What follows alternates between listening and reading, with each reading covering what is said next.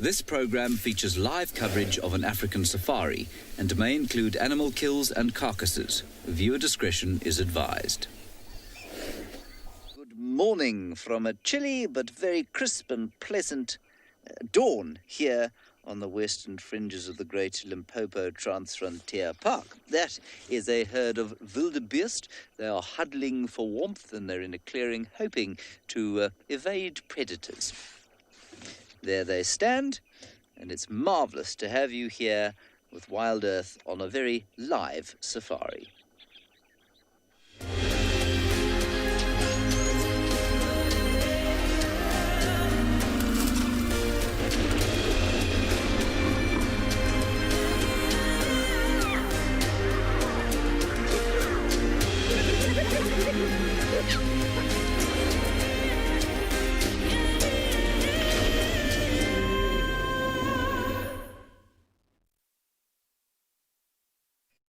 So I say it's a relatively cold morning today. It's probably sitting at around 12 degrees Celsius, which for us is absolutely frigid, but don't worry, we'll cope. No frostbite. There is danger of. There is no danger of frostbite. There we are. Gorgeous little wildebeest herd there.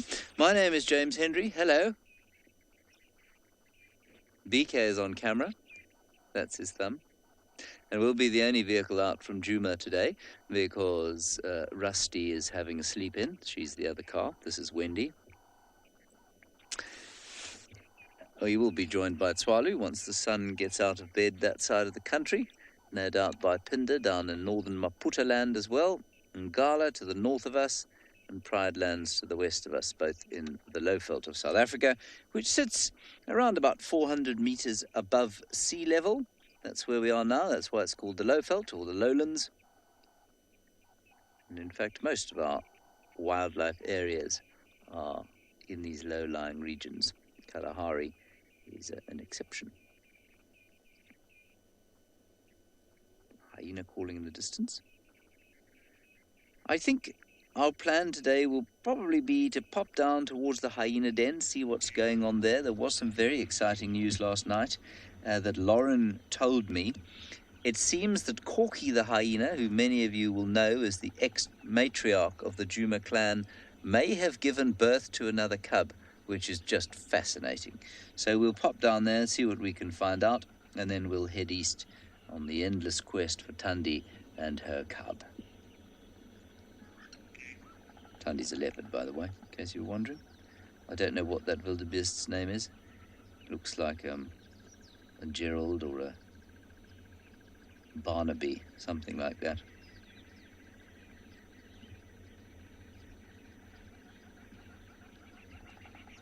Now, please do talk to us, of course, using the hashtag Wild Earth. That's going to be a little bit later. Remember, we are in kids session right now, so you can talk to us using the email address kidsequestions@wildearth.tv, and that is for people under the ages of 18.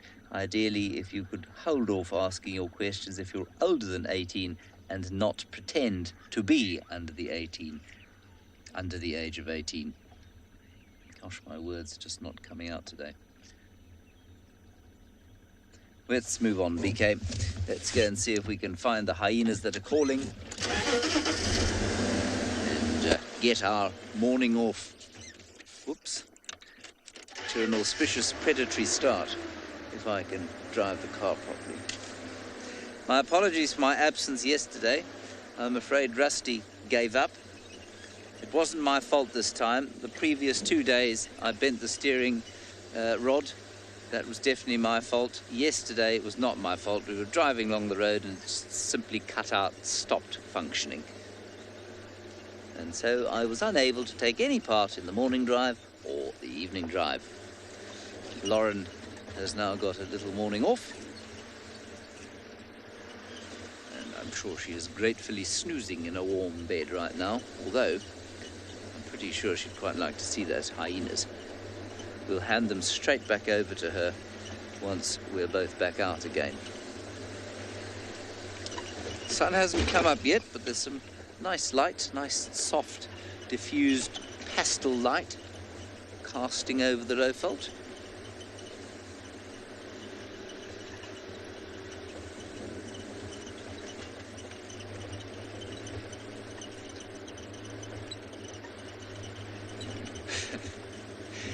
All right, let's have a quick look at that bird. It's a Birchall starling. Can you see it there? It's on top of the tree. Top one, you're on it. Middle of your frame. That's it. Birchall starling.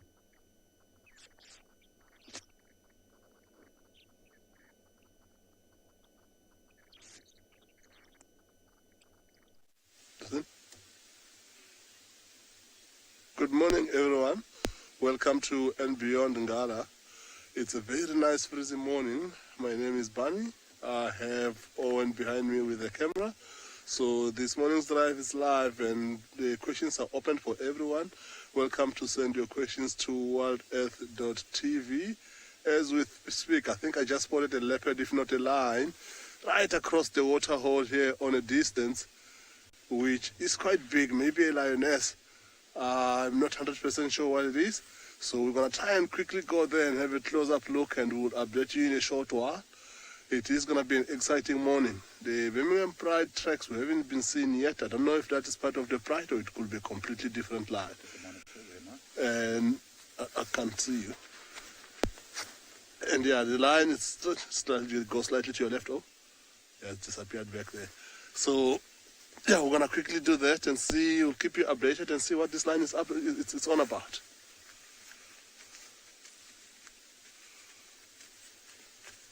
Okay, I'm going to reverse. Oh, I don't want to lose that thing.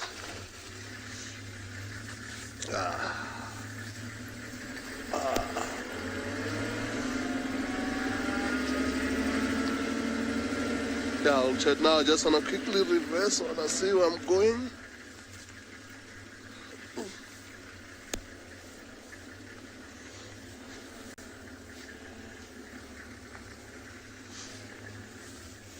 So we're gonna go back around just on the edge of this water hole here to try and see if we can get to where that line is going.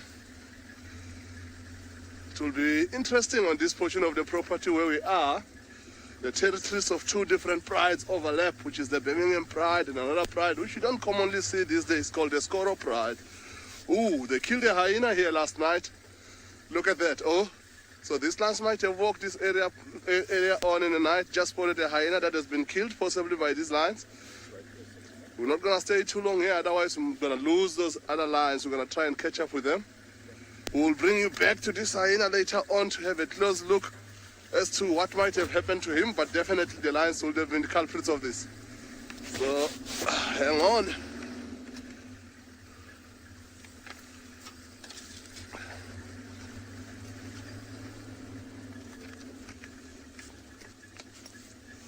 So we saw that lion coming this way. Oh, that's helped me look.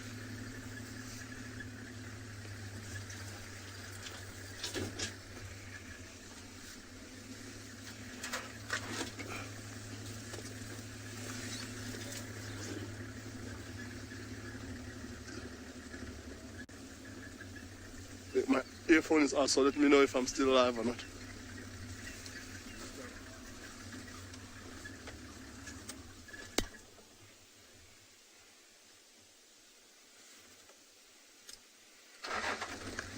That thing was coming this way, but on the drainage line down there.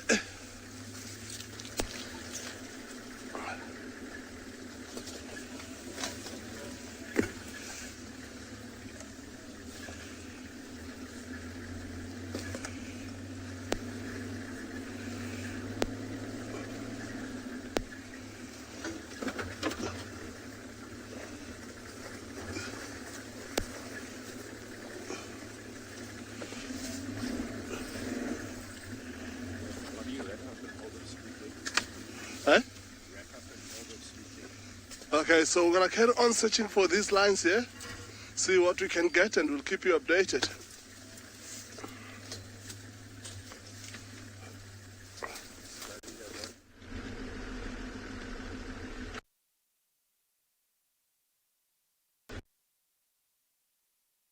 Good morning, everyone. This morning, we're just out searching for some lions.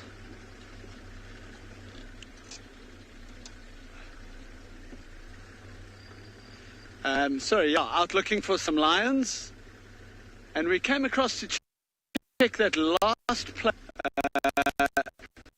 where that pride was last night, and we're just checking around the water here, and no sign of them yet, but the morning is still very young, so we got lots of time.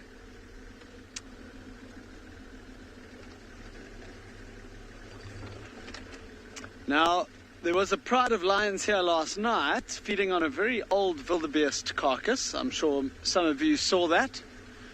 There wasn't a lot left on it, which means I'm sure they finished it, and they must have moved off. Anyway, I forgot to mention, sorry, my name is Clive, and behind the camera today we have Marcel, as usual. Always forget that part, to actually introduce myself. You guys must be watching and never know who this guy is. Alright, so these lions are definitely not here, so they've definitely moved off, which is good for us. Now we have a tracking mission on our hands, which is always fun, to find tracks and start following them in the direction they go, and hopefully find the lions at the end of that.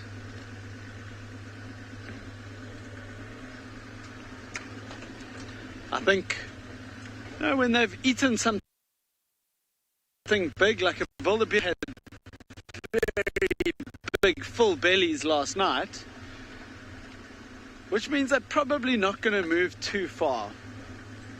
They might want to go to like a nice open area somewhere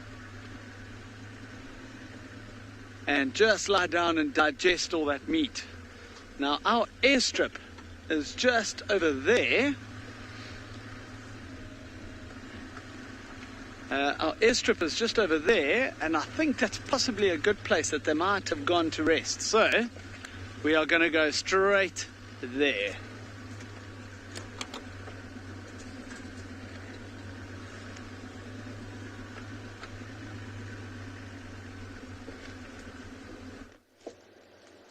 Hello everybody. We have come to the hyena den where there are some hyenas, which is convenient. I don't see any bebes at this stage. I do smell a rotting carcass of some description. I don't know what it is. I think that's about the best we're going to get, BK, if that's all right. Is that okay? Yeah? So, who have we here? I don't know that I would even recognize Corky these days. It's been so long since I saw her. Ribbon I would, because she's got a bee cut out of her right ear. Is it her right ear? Yes, it's her right ear. There are 3 hyenas here. This one, the one at the entrance to the den, and then there's one flat in the grass there, BK. You can just see its fat belly sticking out. I suspect that it ate whatever is stinking around here. Oh, there's a 4th one. Suckling, look. That must be Ribbon. Must be her left ear then that is a bee. Yes, those are the little ones. Is that right? Yep.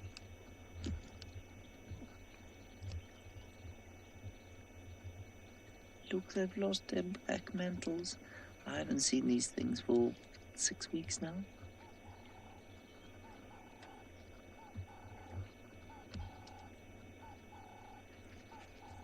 Oh, sweet. Now, if anybody would like to help me identify what's going on here, you're welcome to do so. I'd love to hear from you.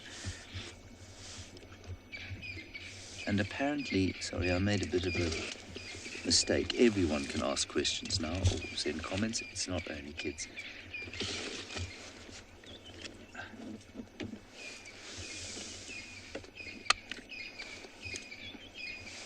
So I'm sorry about that. You can do that on #WildEarth.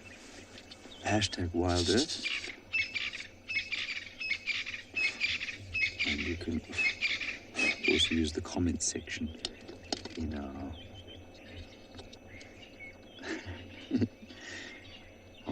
whatever format you're watching on YouTube or Twitch. I think we're still going to Twitch.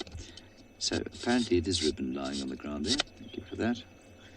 And that's Ndebele and another one. Ndebele is the one standing up as far as I understand.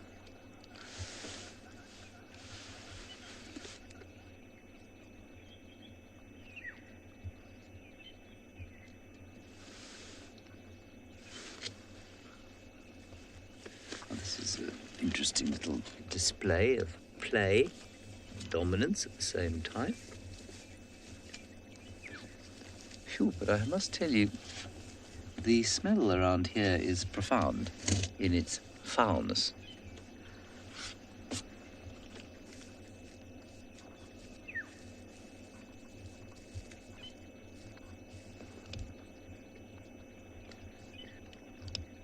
So I don't know where Corky is.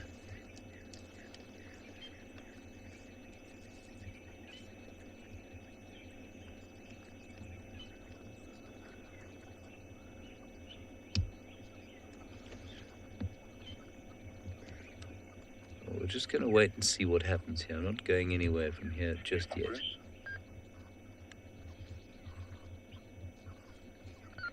Yeah, morning, Bruce. Go ahead. Can you okay if we approach the lodge to have a look at those telemarties? Sorry, it's the game drive radio. I just need to turn it down.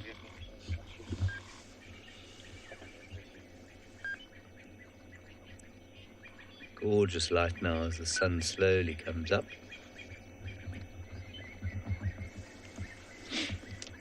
No, Hayden, it's most likely not the mother. No, it's definitely not the mother and father together. The mother and father don't operate together in the hyena clans. The father is probably still in the clan, but he won't hang around the den or play any part in raising the youngsters. So although he'll be here, or be in the territory, he won't be the father. He won't be here. We think the father of these chaps could probably be a hyena called Comet. He does tend to spend a bit of time around here. That's pure hearsay. We don't know that for sure by any stretch.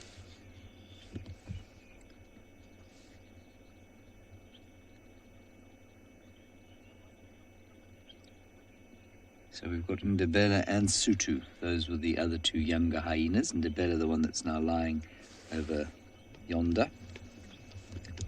That's it. And then Sutu went off towards the risen sun.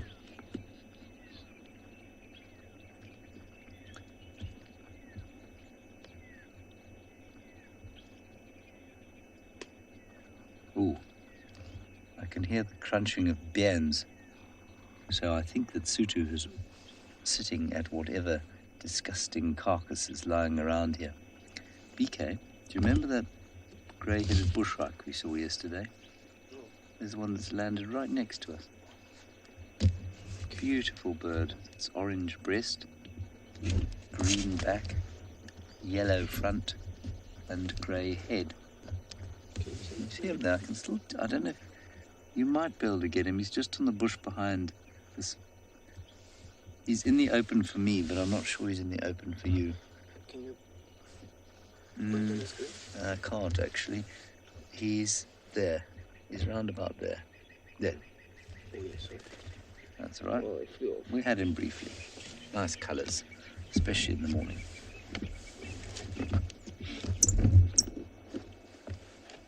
See, the horizon's changed.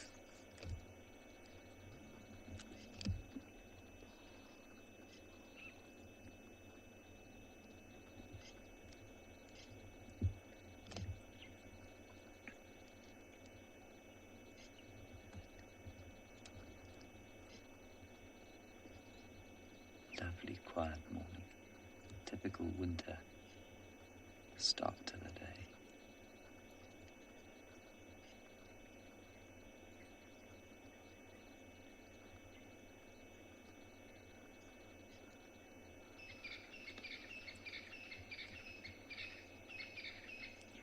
So everyone is fast asleep still.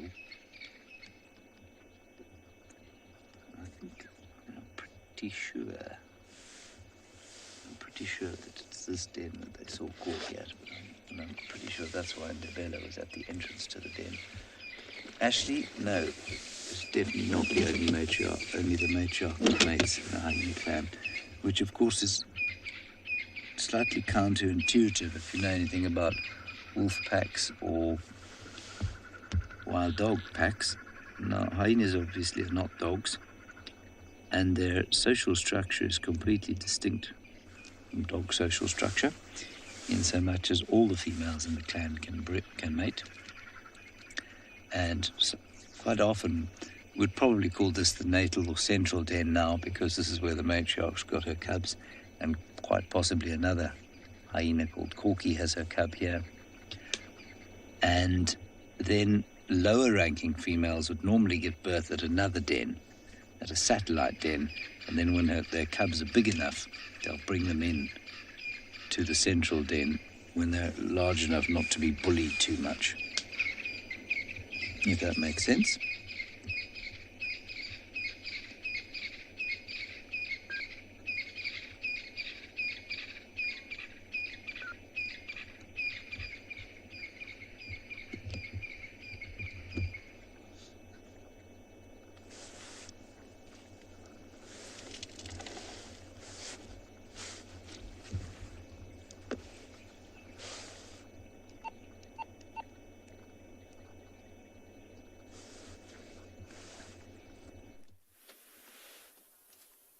So we have found some lovely buffaloes enjoying this sparse sicklebush clearing, wandering through. They've just woken up. We've also just woken up, and they're probably enjoying the sunlight falling on the side of this little clearing. It's quite a difficult view. They're very well camouflaged for large animals.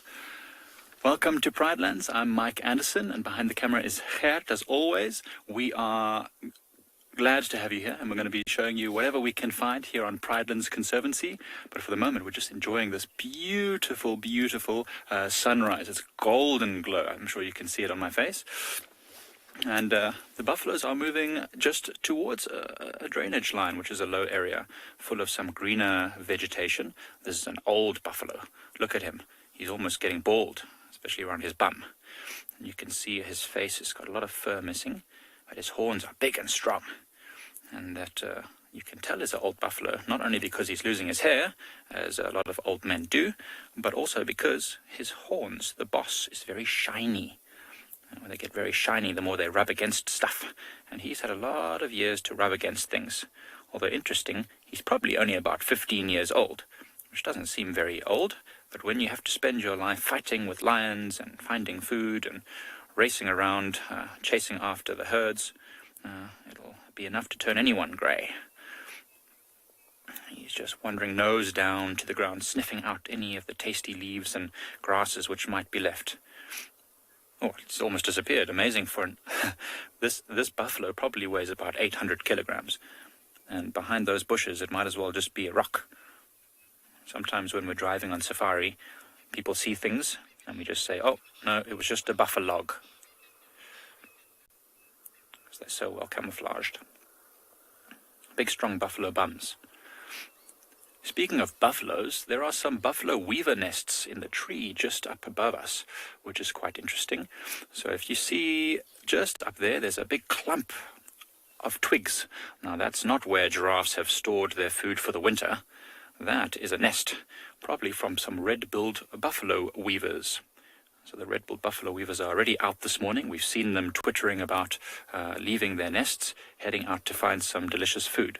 Remember, at night time, all the birds are sleeping. During the day, during the morning, especially now, they might even actually just be sitting on the tops of the trees around here, trying to warm up, puffing out their feathers.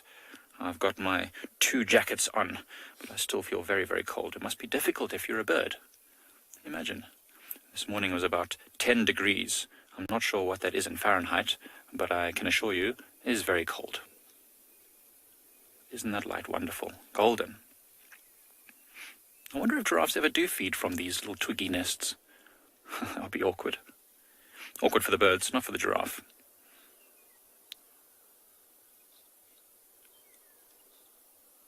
Such a beautiful morning light this morning. It's actually a morning filled with excitement for us because we heard a lot of hyenas calling from our camp, and we went to check it out, and we found the remains of something that the hyenas had eaten, but the hyenas themselves were moving off. The action was over. Joy in Hong Kong has asked why they're called buffalo weavers. That is a great question, Joy, and I suppose it's probably because they're quite a lot larger and their bill is quite a lot heavier. That's the beak. Is a lot heavier than most of the weavers. So the buffalo weavers, I think, are named because of the fact they're much larger. Well, buffaloes are larger than most animals, so it would make sense that buffalo weavers are larger than most of the other weavers. We get lots of different types of weavers, golden weavers and brown weavers, and these ones are very, very dark. Maybe the color is also to do with the fact that they're called buffalo weavers because they're black in color, just like the buffalo's fur. That's a good question, Joy. I wonder if you get any weavers in Hong Kong or around Hong Kong. It'd be good if you could let us know. Oh, we're going to enjoy this beautiful clearing and listen out for anything that might be stalking through the bushes.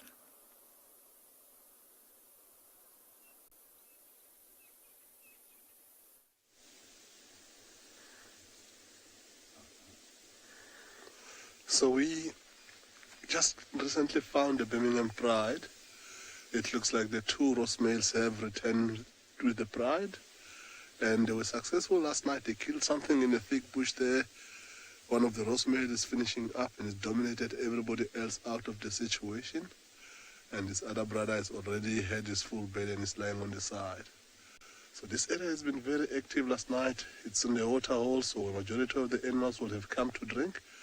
But there it looks like there's been so serious commotion going on here, as I pointed out earlier on as we come up, about that one hyena that has been killed, and then now there is a second one in the scene as well that's also been killed by these lions last night. So majority of the pride looks quite full, so it must have been something big between either a wildebeest or a zebra. But we can't see it clearly for sure in that thick bush there. That roast male is not going to let us anywhere close to that. It's the grumpy one. So they've done a great job for themselves for last night. So right now they're just going to sleep it off. They're not too far from the water hole, so they don't have to walk far at all for a drink. Who we have not seen since we get here now is the young male. So it looks like we saw tracks of another male lion on the way down here. It could have been him. But what might have happened is when the roast male comes in, they would have tried to chase him off again. So he enjoyed just 1 or 2 days with the rest of the pride when the roast males were not here. And now they're back and he has to be out and about. It will be interesting to find out where he is. But it will take a while before we find out.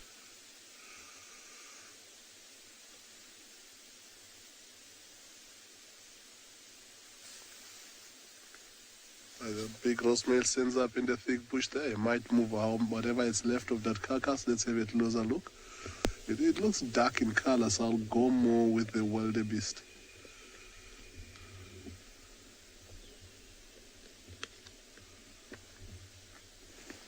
Right now, he is left alone in that thick bush. He's dominated everybody out of the scene. Look at how some of the sub-adult cubs are walking across towards where the rest of the pride is.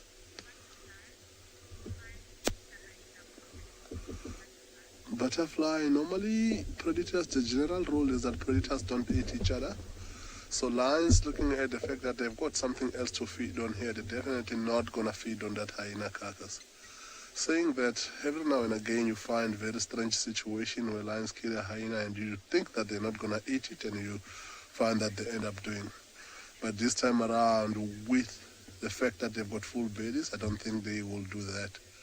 However, we haven't seen vultures yet because this kill was killed last night sometimes. But when the vultures see this carcass and they come start landing, when the lions move on, they are the ones that are most likely to feed on that hyena carcass.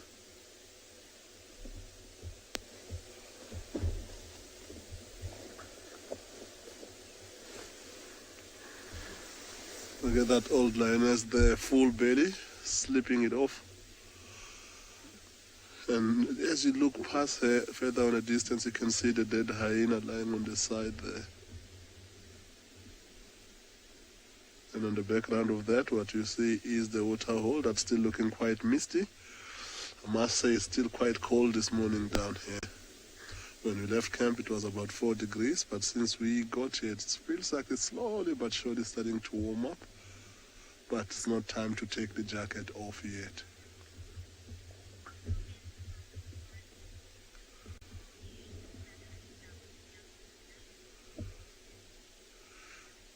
Safari Kitty, it is quite a big hyena, but with hyenas, and both of them that have been killed, they are adult hyenas.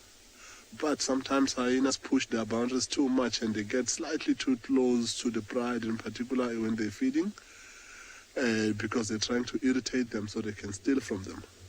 Every now and again they will do it and they successfully will steal the carcass, but this time backfired badly on their side.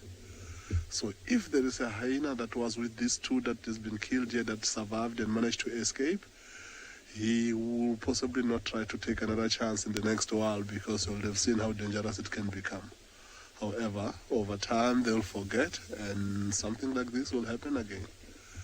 It is quite strange. Barbarian pride is quite a big pride. It's not often that you find that they kill more than 2 hyenas at a time, because once one get caught, then all need to gang up and try and kill that particular one. And this time around they managed to kill 2, so they must have splitted themselves and chased different hyenas at the same time.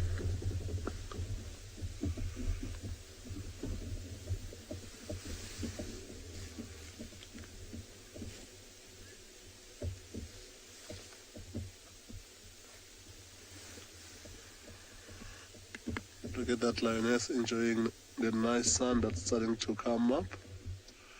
Full belly, warming up slightly, but not doing much at all.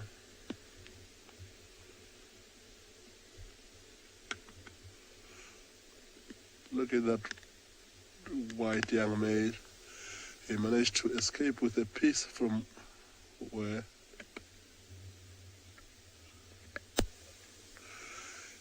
You can see definitely with the fight between hyenas and lions would have been quite loud. Unfortunately, we're too far from any of our lodges from where we are in this water hole, so we didn't hear much. But yeah, if you were close by, maybe sleeping in a tent right close to this area, it would have kept you awake for most of the night for sure.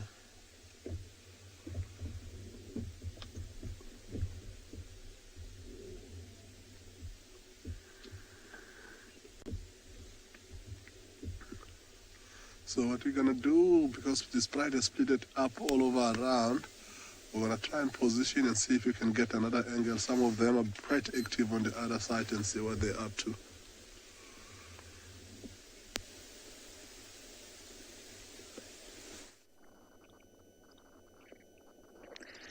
Slightly disappointingly, very little has been going on here.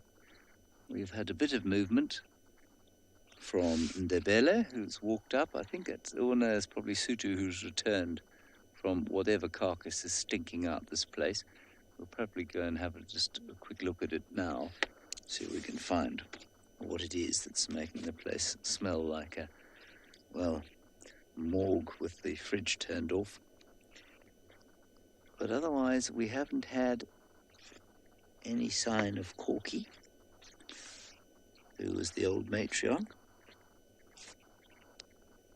or a new cub. So I think we're probably going to sit here another, I don't know, 10 to 20 minutes before we press on. This is my first visit to this den for a long time. Tell you what, let's go and do that now. Let's go and see if we can see what they were eating, because these little baby cubs don't seem to be wanting to get up to do anything particularly entertaining. Not going to school just yet. Not doing their morning exercises. Oh, are they? No. Could they be?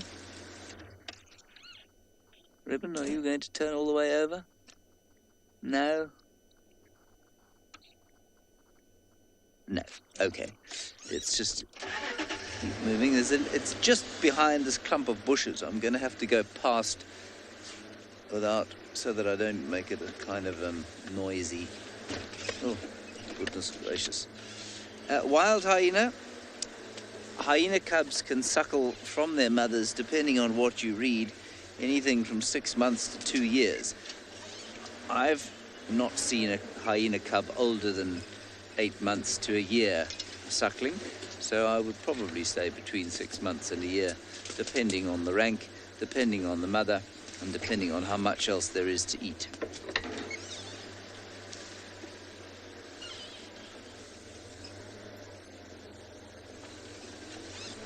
Elephants have made it very difficult to maneuver through here. Crunch, crunch. Yes, naturally the babies are now playing.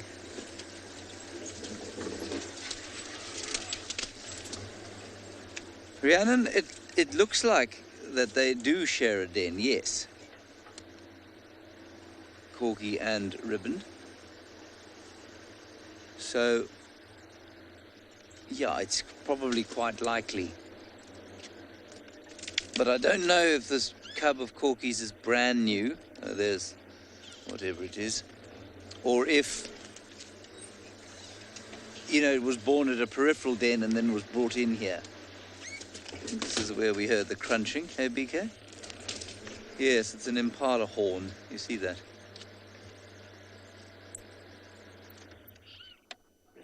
The cubs are now out and about and playing, so I'm going to have a quick look. Impala horn, very exciting. Let's just quickly move into a position where we can get a better view of them. I think we'll probably not try and backlight them anymore, so we'll get in sideways.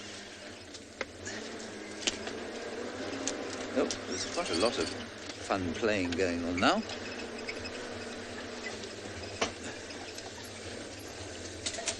How's that, BK? It's all right?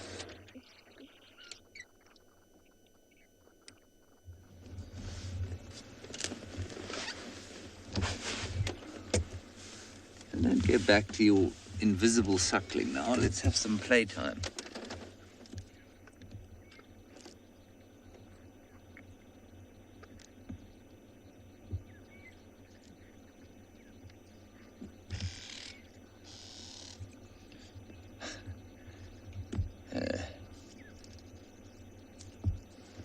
Oh, now here comes another one.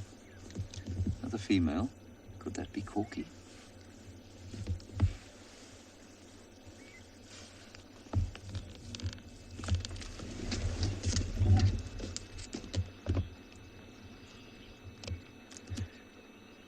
Hello, Adrian and Luca. We think that the gender of the cubs is one male and one female, but we are not sure.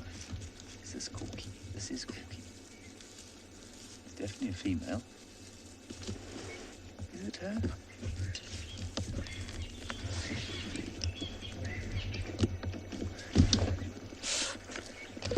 No, I don't think her ear's mangled enough. I can't recognize her. Maybe it is. Let's see what happens.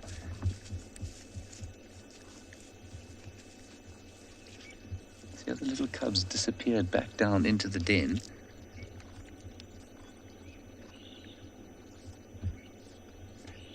That's a little male. The cub there that's just stuck out its equipment is a male. And the other one is also a male, I think. So that one that you can see is definitely a male. The other one wasn't quite so clear, but I would say also a male.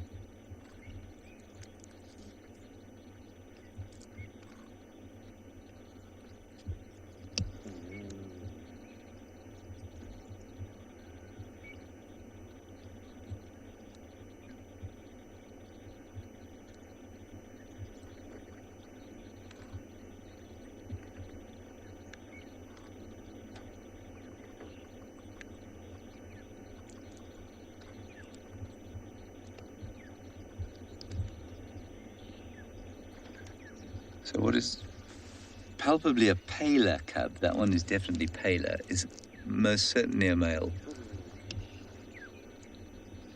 The other one, which is now in a greeting ceremony,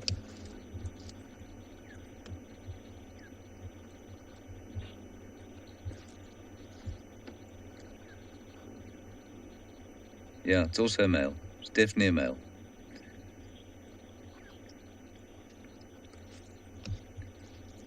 Yes, Susan, the same goes for most animals, but I would agree with you. Hyenas are amazing animals, especially when they are not sleeping.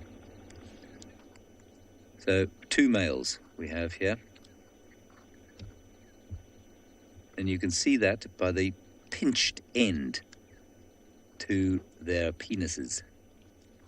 Female pseudopenis does not have a pinched end, much like the adult female that just walked in here and has now walked off.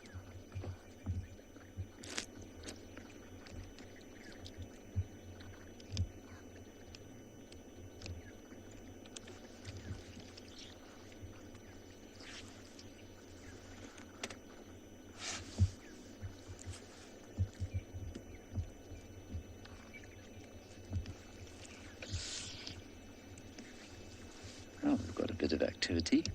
Greeting, saying hello.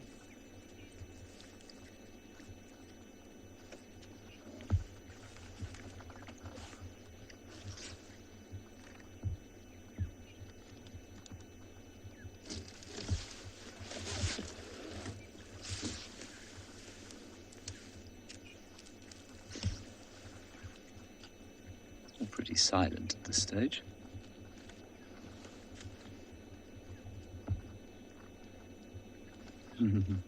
Yes, Jetpack boy, she does look pregnant again. She isn't, of course, but I know what you mean. It looks very fat.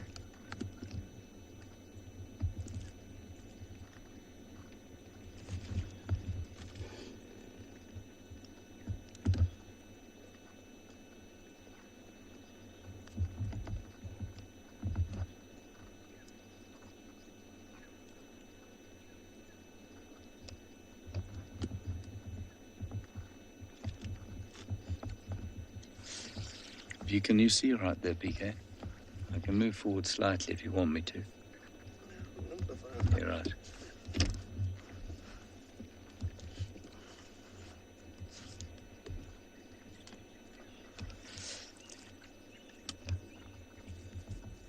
Has anyone managed to identify the hyena that came in, the female? I can see her. She's lying down a way off, just beyond the den.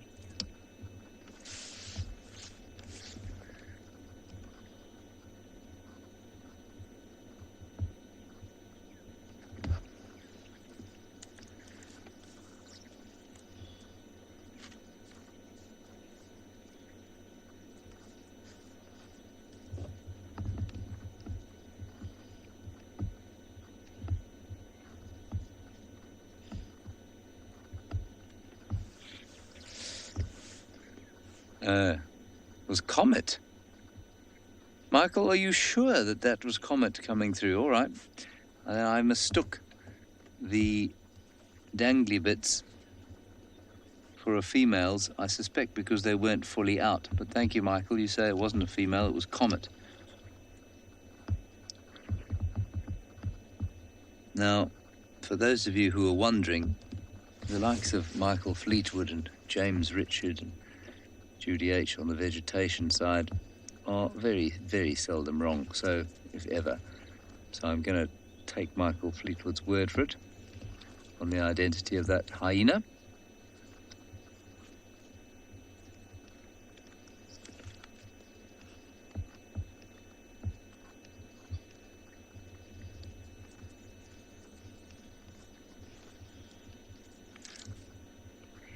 I think he's a high-ranking male.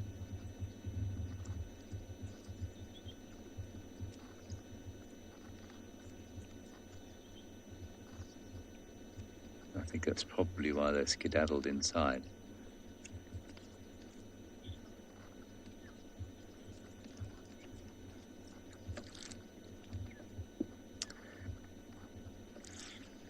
Michelle, in the hierarchy, they will... It depends what happens with them. They'll occupy a fairly high stratum of the male hierarchy in the clan. Remember that just about all the males are subordinate to all the females, just about, not always the case. Remember, everything that I say around something like this, there are infinite numbers of variations. Let me move forward, BK. See if I can just get you in a better position there. And so one might be slightly more dominant than the other, but I don't know how firm that dominance will be, or if it will be fairly fluid. I suspect it will be fairly fluid. How's that? Yeah?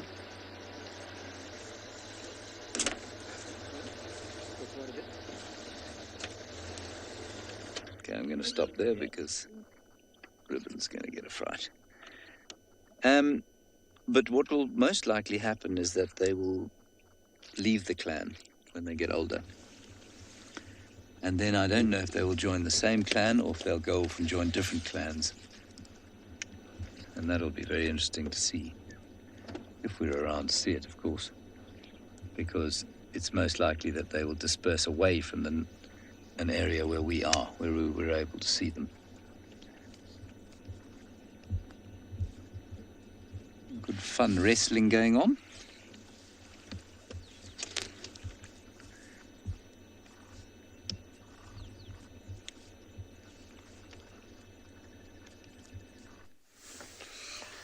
So one of the Ross males have finally decided that he's got a full belly and he moved off to go lie down somewhere. And the competition from the cubs, they just all flashed in, and it's a first come, first serve basis. And this young female white one here has been feeding. And the others, even the adult females, came close by to try and want to have a piece, since it looks like the Ross males took it before they all get involved. And he just started growling, and they all have respected that, because if they come closer, he will definitely not hold back. He will fight them for it. So you can see some of the females are not too far from where she is, but they are just hanging back there. By looking at the size of the ribs, it wasn't a fully grown wildebeest. It must have been a sub-adult. The ribs are not looking too big. So looking at the fact that most of them were full-bellied, they could have had multiple stuff, maybe another impala or something, because when we get here, some of them were finishing up some other bits and pieces from the other sides. So you can see this young female didn't look like she had much at all earlier on, but finally she got an opportunity. So she's getting almost everything she can. We can see how she's trying hard to get most of the meat out of the spine there. And we've been watching her taking a lick at the ribs, slowly but surely, trying to get all the meat she has. But you can see those ribs are sticking up. It doesn't look like they will be able to chew those, because those are quite nice thick bones. They've chewed them from the top. But of course, it might lie down here for a while, because with these two dead hyenas around, I don't think the hyenas are making a trip here anytime soon. So while we sit and wait, we can every now and again hear the hippos from the distance, but it doesn't sound like they're thinking of making their way here, because the sound just starts, we hear the sounds going further and further away. So it looks like they learned their lesson for now.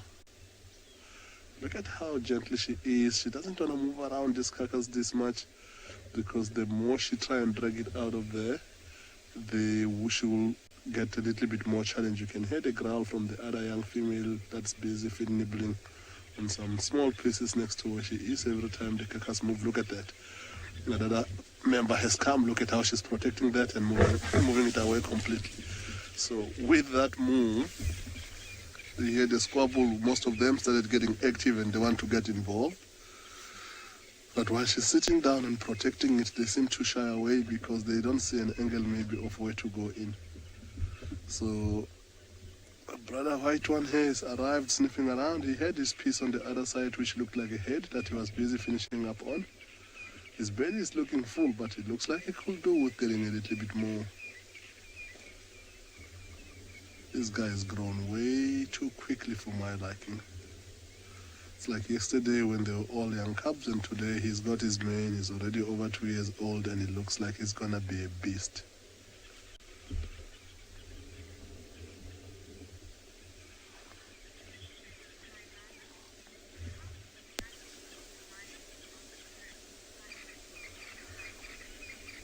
Kailana, we haven't seen any sort of scars in any of them, but sometimes they will injure each other. However, what they do try and do when they're fighting amongst each other, I don't know if you know, that lion claws are fully retractable. So instead of sticking their sharp claws out when they fight against each other, they leave them inside so that they hit each other with just a paw, but not to hurt each other. However, when they were possibly trying to kill the hyena, they went all out. That's why they managed to kill them. So every now and again, they get angry with each other and they will scratch one another on the face. But majority of the time, it's a gentle smack to try and just make the other one move back. So it doesn't look like there's any big injuries. Also, the fact that they respect each other. If they tried to push too hard when one of the roast males was feeding, that boy will definitely hurt some of them when he tried to protect that carcass. But a little growl and a little smack on the head, it sends them back where they were to go sit down, and that's how most of these squabbles get resolved.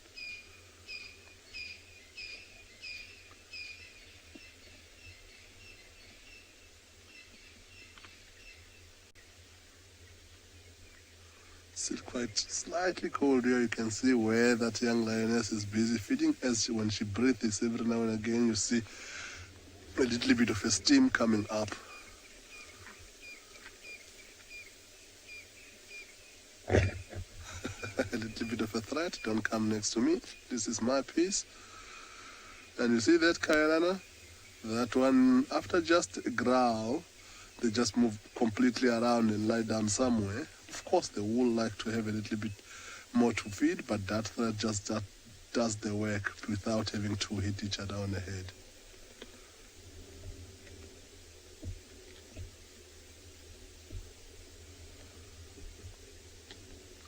So again, we're still missing the female with the smaller cubs. She's not with the pride. So hopefully she had some food where she is so that she can have milk for those young ones. But looking at how it looks like it was a serious competition here, even if the young ones were here, I doubt that they would have managed to get involved in that carcass at all. That's one thing. That's one thing, being a young lion cub that gets introduced into the pride of 15. It's such a difficult thing. If they kill something that's not too big, the actual competition, because the word share doesn't exist to be able to fight your way to get into the carcass. And sometimes it can become dangerous because they not really paying attention to see that it's a small one. They all just trying to get a space. So that is the challenge that those young ones are going to be facing when they are with the pride if they kill something small.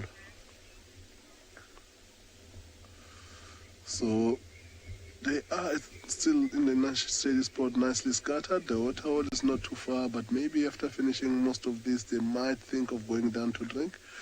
We're going to stick around and see what is going to happen, because as it starts warming up, most of the animals might be thinking of coming down, but I think that's going to be a challenge for the day for them. It will be interesting to see, so let's wait. Wild Earth relies on support from viewers like you to carry on broadcasting our daily live shows. A small donation goes a long way in helping us on our mission to connect the world with nature. Please visit our support page to see how you can help and become part of the Wild Earth family.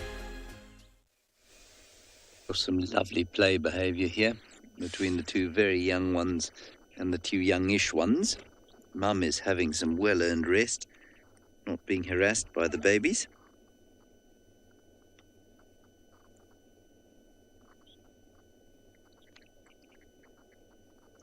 Still no sign of Corky's arrival.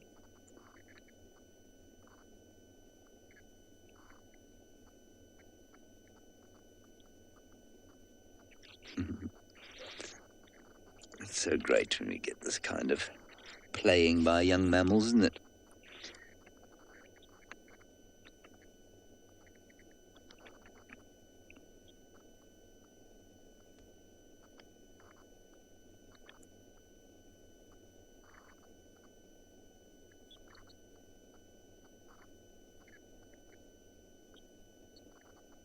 It's done almost completely silently. You know, when lions play like this, they growl and make a big kind of, I don't know, ruckus.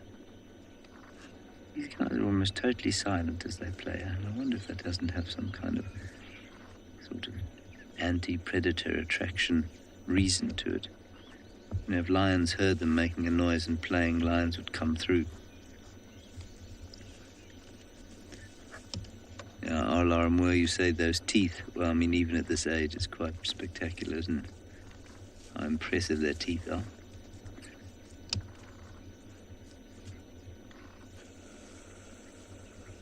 I will let you know that while you were gone, one of them let fly. And I'm very glad I wasn't close by or downwind, because whatever came out of that hyena, given the smell of the carcass around here, I can only imagine this was orders of magnitude worse. And so I'm very pleased I wasn't around to smell it.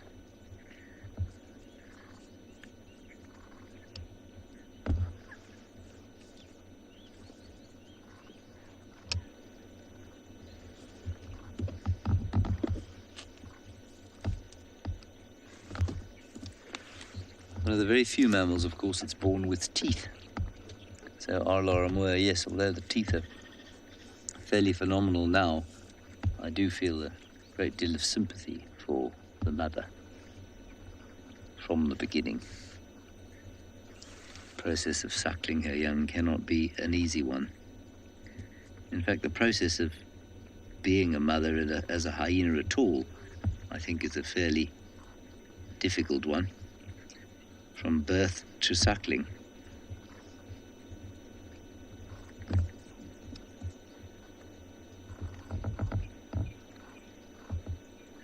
I must say, I do find it fascinating how mammals, I mean, I'm assuming of all kinds, I don't know anything about marsupials or their play behavior, what goes on there, or with monotremes, so I don't know if duck-billed platypuses play in the same sort of way. But it amazes me that they have such good judgment over when to be rough and when to be gentle and how to be gentle. And I mean, a great example of that is a dog. If you're playing with a dog and, you know, you're sort of roughhousing with the dog and wrestling with it, it knows how hard to bite you without breaking the skin most of the time. And, you know, it knows how to bite in a playful manner. And I imagine it's able to bite other dogs harder than it can bite you as a human being. But it understands very quickly how hard it can bite a human being without causing pain, so that it's still a fun game. And it amazes me that we're watching here, these two younger hyenas are being pretty rough with the youngest ones, but there's no pain being inflicted, as far as we can tell. I mean, there's probably the odd nip, which will just enforce a bit of dominance, but there's nothing that's kind of aggressive about it. And yet it's the same tools that they will use when they are hunting and killing. And I don't know why I find that fascinating, but I do. That animals are able to judge how rough and how gentle they can be with the very same tools they use to kill and maim.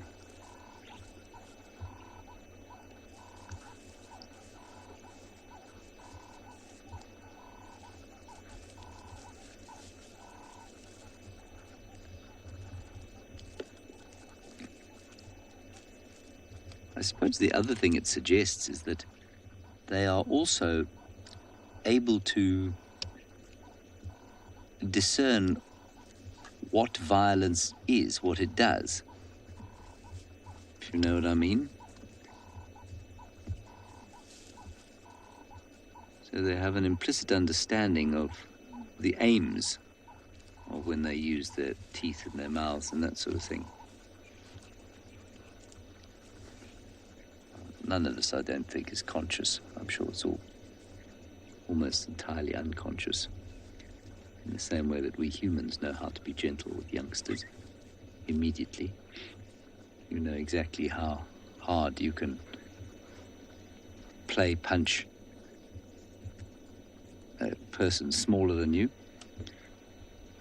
or how rough, you know, I have two little nephews who attack me constantly, and you know exactly, there's an instinctual knowledge immediately as to how rough you can be with them without it being painful.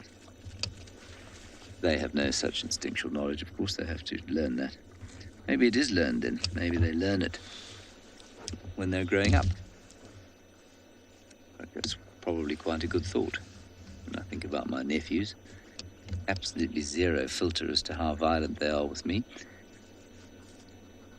Something interesting going on here, PK. There's another, that's Comet who's just got up. There's another hyena walking at the back and coming sort of towards us this way. Here we go. Comet's going to meet that hyena. There's a bit of a greeting ceremony going on. I don't know who that is.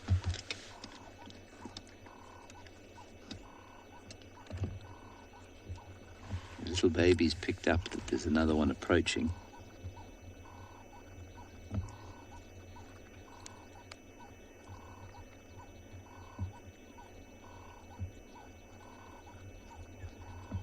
And now it seems to be leaving.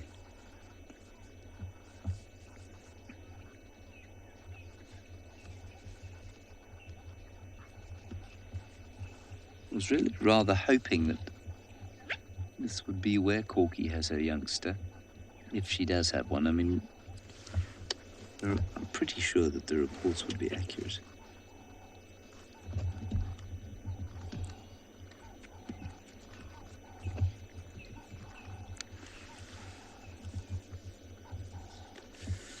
Sean from Bruce. Now this is the first time I've seen this. I don't know if you guys have seen this with Lauren before, but the approach of the little cub to the vehicle, they've overcome their fear, and slowly they're going to start coming to the car and eventually biting it. If you want to have a booger, you should get yourselves over here sooner rather than later. Thanks, Bruce. I'm on my military boundary. I've checked to push back to a dance stand.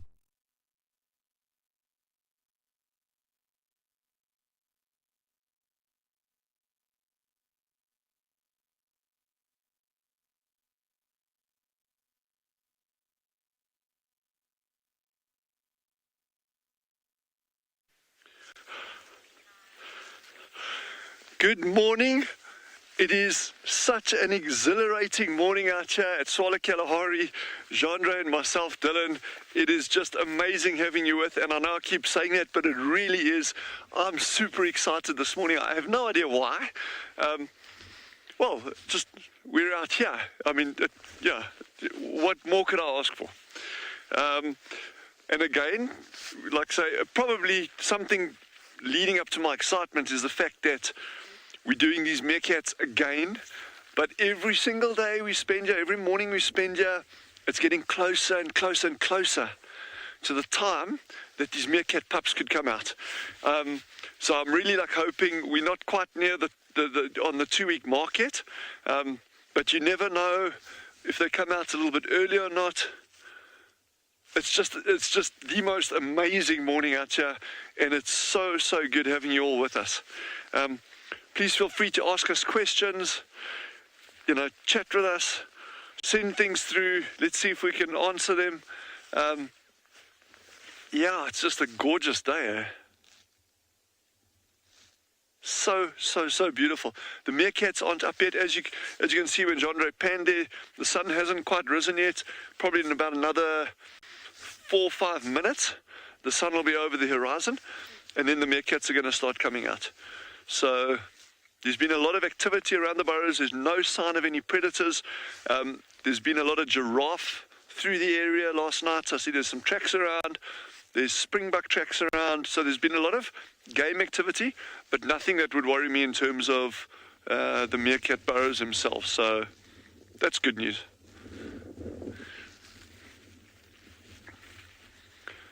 But I've just got a really good feeling about today, and not just specifically with regards to meerkats, but just generally.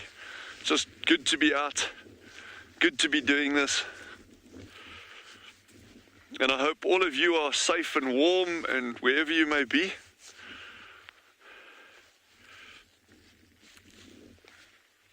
So we're just scanning for any odds ears giraffe that went that way.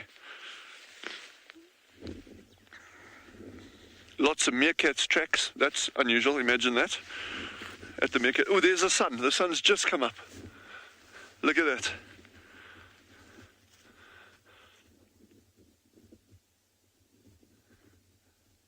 And those beams of light through that valley.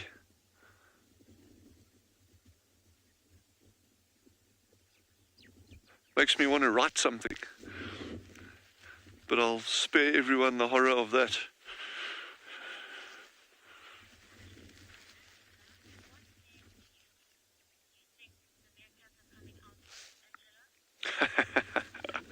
Angela's getting on board now.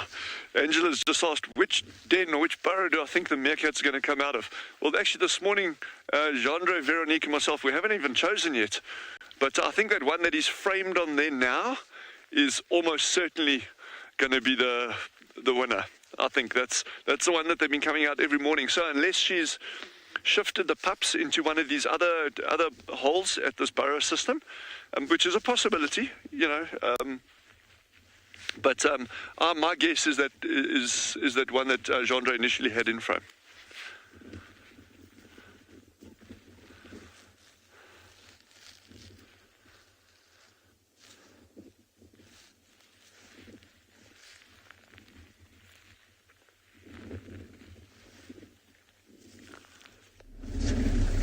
So look at that big roast male that is hugged the carcass the whole time there to our right.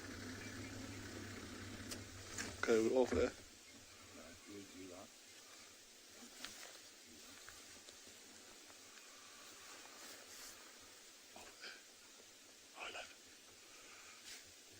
So you see,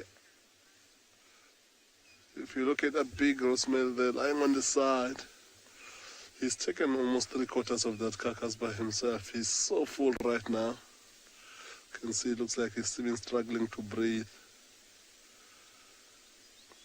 See how he's taking slow, deep breath after such, ingesting most of the carcass. Even his other brother doesn't look as full as he is.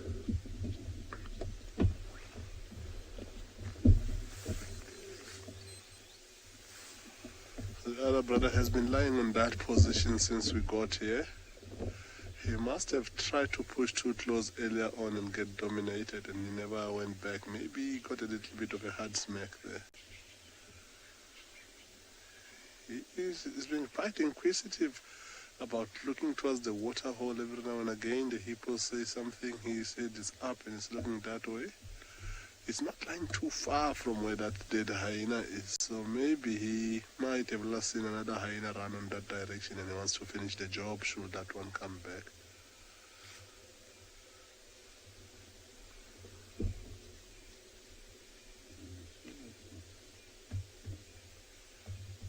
He's looking around, he's not completely asleep, he's not as tired or full as his brother is looking right now. Looks like something is catching his attention. He's taking a dip. It looks like he's trying to focus. I can't see what he's looking at, but I wouldn't be surprised. This water hole is quite busy. Animals are going to start coming down. First, well, after such a meal that they have early this morning, yeah, they are looking quite happy cats. This particular line we're looking at right now is normally quite grumpy, but today he hasn't shown us attitude. He's been minding his own business.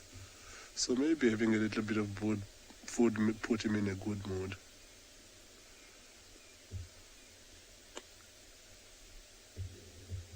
Oh, he's not resting, he's looking around. He's definitely still suspecting to see something down there.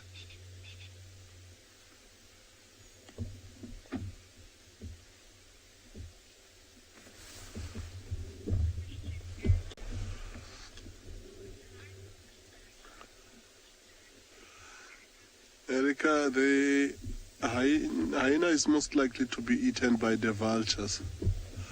Of course, I've seen hyena feed on each other if the one is dead. But in this area, because of the lions being here, those that are close by and maybe experience the commotion, I don't think they'll come back anytime soon. They will have run as far as they could to try and stay away from this dangerous area here.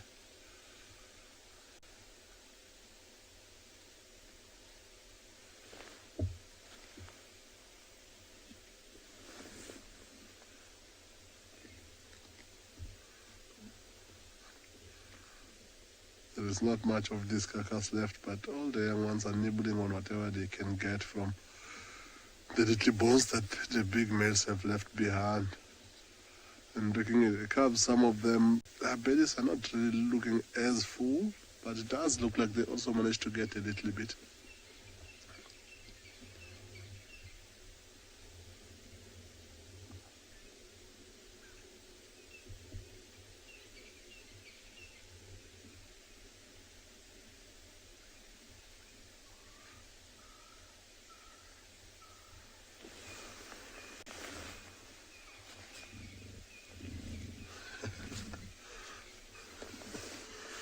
So now they're still competing for that little bone that's left with no meat at all.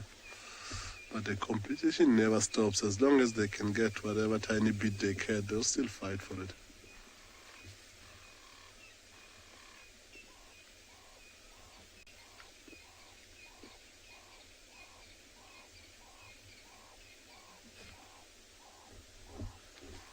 I hear the sound of a hippo calling in the background. Got a little bit of attention from the old lioness. She managed to pick her head up and look slightly, whereas the rose male cannot be bothered by anything right now. I think his belly might be quite sore. He's just worried about trying to digest that food as quickly as possible. If you look closely onto his back legs, you can see he's got some few scars on the back there. But it looks like he might have encountered those running away from whoever was trying to give him a beating. Look at how dark at the back of his legs are at the moment. So that's a sign of him being a dominant male, because when they scent marks scratch the back feet on the ground and urinate, and over the time of the urine that's dripping through their back legs down onto the ground, it creates that black stain that you see roughly on the back, under the back of his legs. If you find young male lions that are young enough and they haven't marked territory as much, they don't often have those black stains at the back of the legs. It's only the dominant males that has it.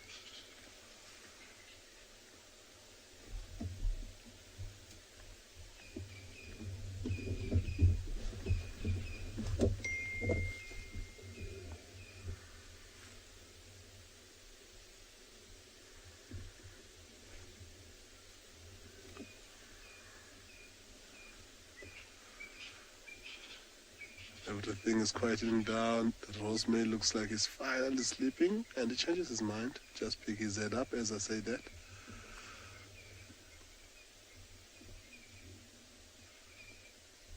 I would like to know what's going on in his brain right now, how he sat on that very same path and just stare on the same direction.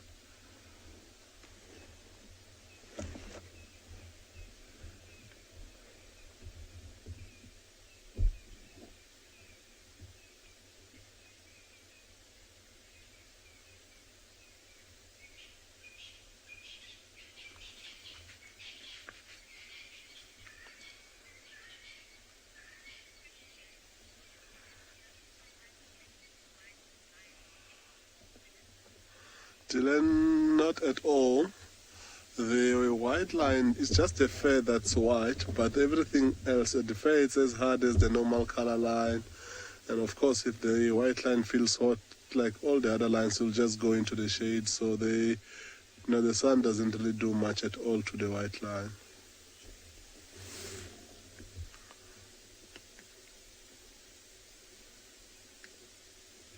So Dylan, I don't know if you know the story about the white lines. because everything with the white line is exactly like that one of a normal line. So what it is that makes them look white is just a lack of pigmentation that they're supposed to give their fur the color.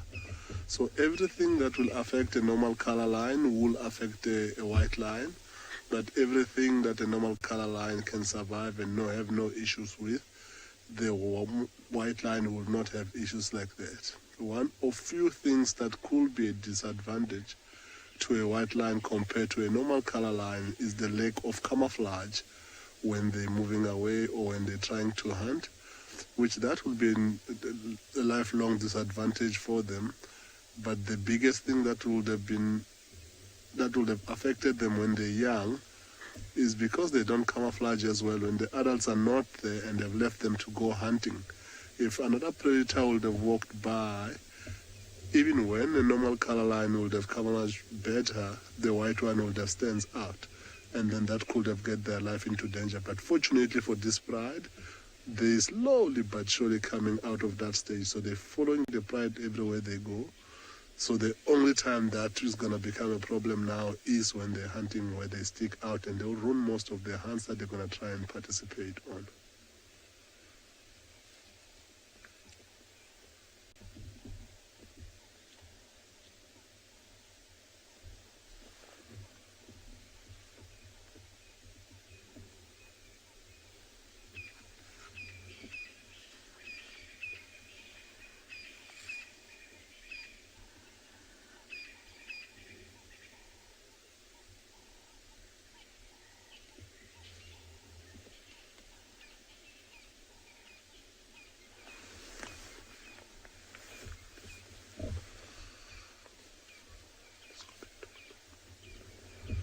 So the rose male that we've been talking about, that he hasn't changed position, it looks like he was concentrating on something on the direction he was looking on. Looks like he's finally decided to completely lie down as his brother has done earlier on. And I think that he's possibly going to be in that position for a very, very long time, because he's already got his nice shady spot.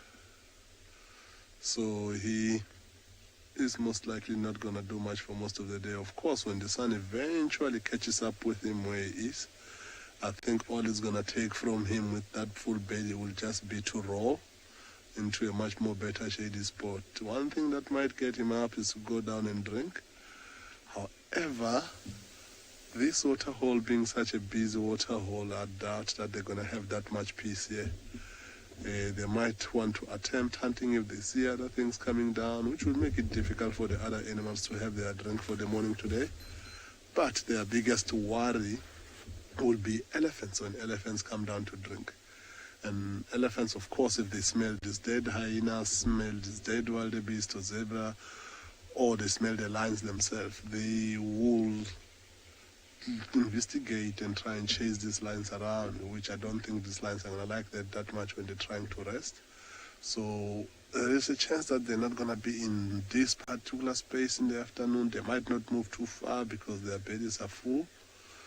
But right now it doesn't look like they're going to move that much until something comes down to disturb them.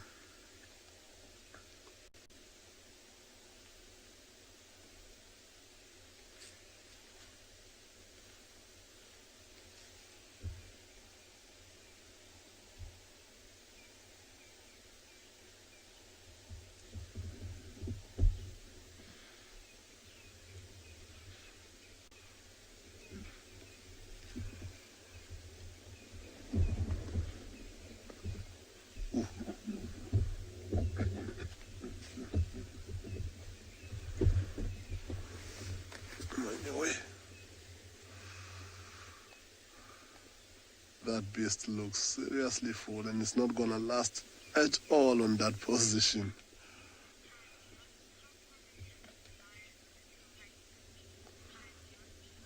High beyond is not a very common thing. However, when hyenas come, when lions have killed something, in particular if there is many lions involved, they're chasing each other. It's quite common, but hyenas are smart on keeping their distance in most cases. So of course the lions will chase for a little bit just to chase them off close to where they're feeding, and then go back to their normal feeding station. So it doesn't happen too common, but every now and again, hyenas like these two would have pushed a little bit too close, and they were not fast enough when the lions turned around and started ganging up on them.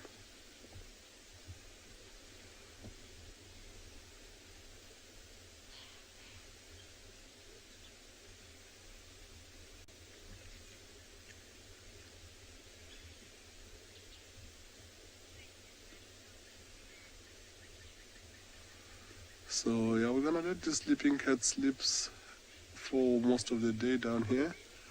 We're most likely to try and come back down in the afternoon to see what they've been up to, if they've been chased out of here or not. And we're gonna see what else we can find for you.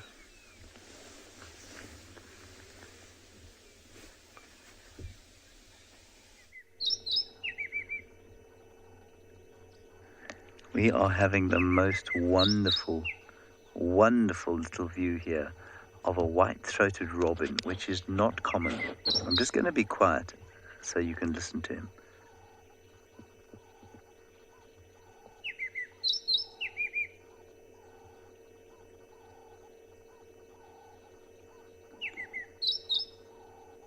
Now he's doing two calls, both of them extremely accurate mimics. He's doing a red-faced mouse bird. He threw in a bit of drongo there, but he's also doing a brown-headed parrot.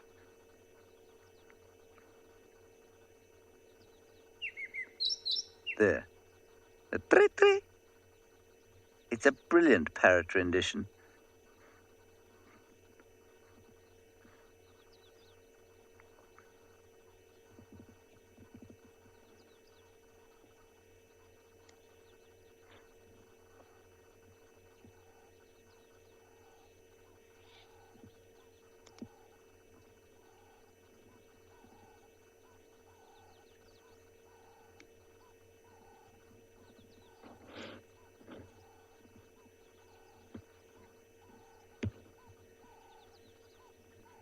Don't stop now, little bird. That's one of the most accurate mimics I've ever heard. The robins are supposed to be pretty good mimics, but most of them you can tell when it's a robin or the original bird. I actually thought there was a parrot in the top of that tree. I also thought there was a flock of red-faced mouse birds around.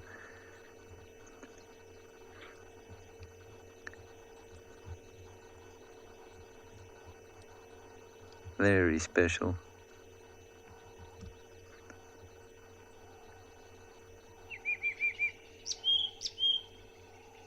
Don't know what that was. Bit of drongo, maybe. There's the parrot.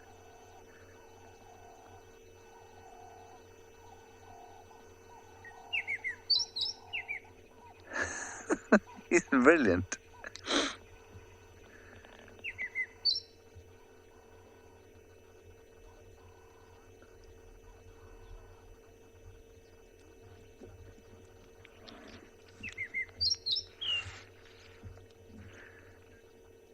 This is not a natal robin, and it's mimicking other birds. So yes, most robins do mimic. Most robins are pretty good mimics. This is the best I've heard so far. The only thing I've heard do slightly more wide-ranging and accurate repertoire was a Sabota lark once, but it's so small that everything it did just sounded slightly too high-pitched. But this guy is very good. That tree was much more robinish.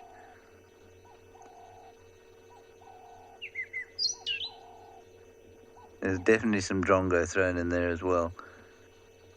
And the drongo itself is a mimic.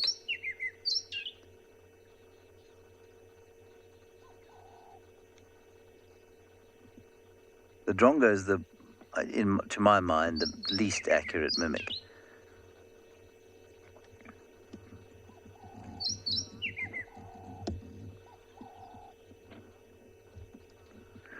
Grant, we don't really know 100% for sure. there are two kind of basic schools of thought.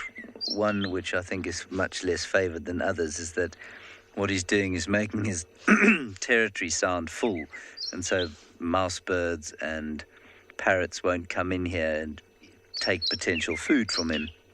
But that doesn't really hold water, because those two bird species, the bird species that he is mimicking, don't eat what he eats. The drongo does, but that's the least of his mimicking. I think much more likely is that we're looking at a peacock's tail type of a scenario here, where birds that are able to mimic more calls than others tend to be more sexually successful than others that can't. And we definitely do see that. And I think the fact that he's sitting out here so prominently, making himself so obvious as he calls, is an indication that this is some kind of sexual display.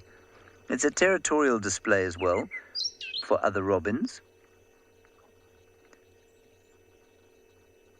I just don't really understand why it's happening at this time of the year, because I would have thought that the white-throated robin chat, of which I've seen only 2 on this particular reserve, I don't think that they breed in the winter. I mean, it would be very unusual if they did. I'll just check that up for you.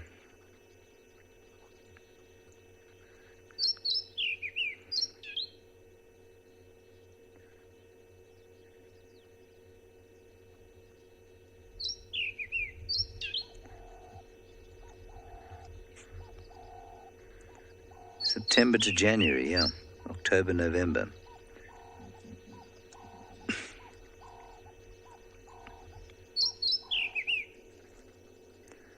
That said, the Cape robins in Johannesburg, where I used to sit and sing on the garden tap throughout the winter.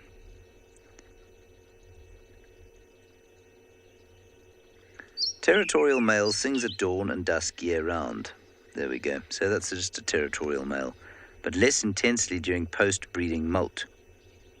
Female also sings and mimics, but is silent during June and July, so that's definitely a male. And he's just maintaining his territory there, obviously.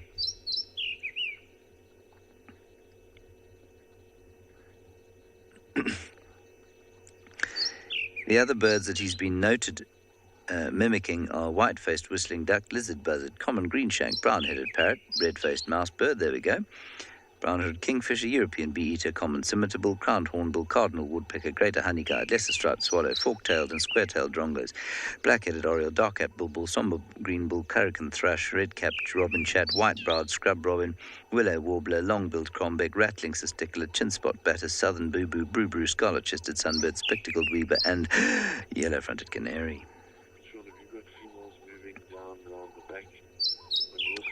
Just in case you were wondering, I didn't remember that. I had to look it up. Bruce, I'm sure you're shocked. On my side, just busy crossing the boundary now onto the fire break. The rest are all about 30 meters south cool. of the boundary. They're all staring at a herd of wildebeest who are north of the fire break, so 200 meters away from them. Sorry about the game drive radio.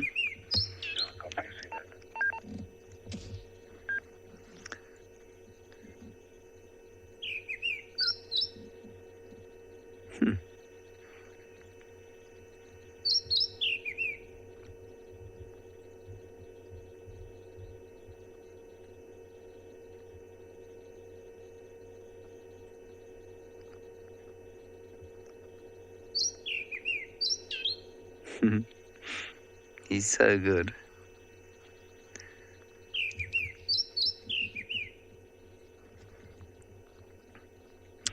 Brain, a native bird does not preclude it being a migratory bird, so what we'd say is that this bird is a non-migratory bird, but many of the birds that arrive here would still be considered native in so much as they breed here. I don't think it's not a word we'd use actually with birds. We'd say they're either resident or visitors. And a resident is normally a bird that depends on who you are, but I quite like the system that Newman used to use. He used to say it was a summer resident, which meant that it was here only in summer and it would breed here. And if it was just a visitor, then you knew it bred somewhere else, and it just used to come here during the off-season. And then you just had a plain old resident, which is a bird like this, which lives here and never migrates. And most of the robins, in fact, all of the robins are those. Have you talked to Dad already? No, negative. We on the boundary on Monday that you passed the road. Right, welcome back to and Beyond Pinder Private Game Reserve, everyone. And we're going from robins to a different type of bird. And around this water here are a lot of different types of water birds. So up in the tree there, what you're looking at right now is a bird called a white-breasted cormorant. And you might be able to see that it's sitting on a nest with a little chick in it, which is really awesome to see. It's actually 2 chicks that's sitting on it, looks like. And there are 4 of these dead trees in the water here, all with a few nests in. And that, like, crying sound you can hear is probably the chicks, like, almost begging for food from the parents.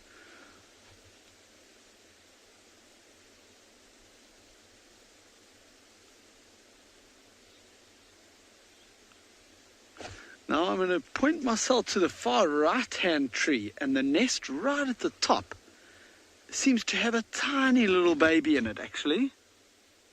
Look at that little head sticking out. Can you see it?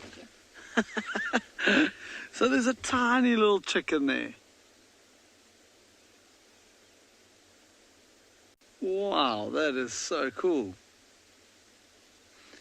Yeah, so these white-breasted cormorants that travel huge distances to go and feed on fish in some of their estuaries and lakes close to here.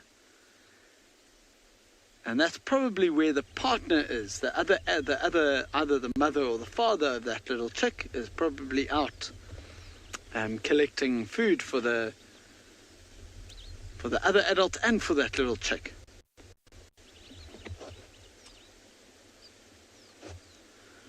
But often around water you find a lot of water birds, and if you look behind all the trees on the bank, there's a couple of big birds sitting there as well.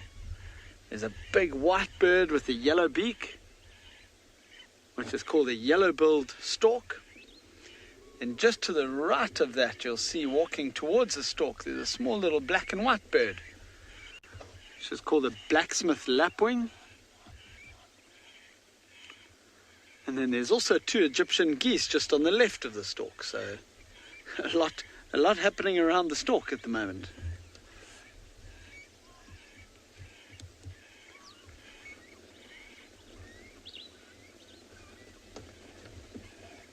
And with it being winter, there aren't a huge amount of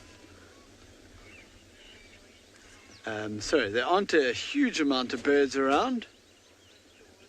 In summer, if you had to come here, especially on a hot day, wow, there would be a lot of birds around here.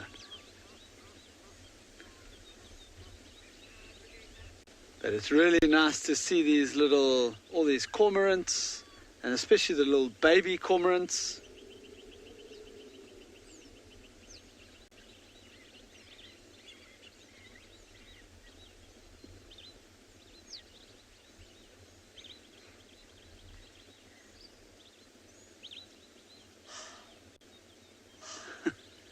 That's the Egyptian geese making that sound.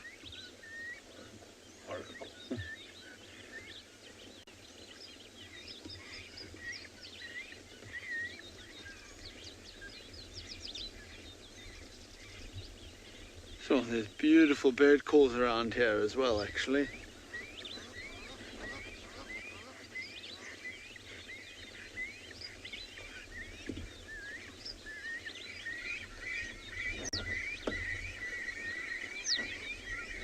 There's one white-breasted cormorant. I don't know, it's coming flying in here. It's probably going to land on one of these nests. Let's see where it goes.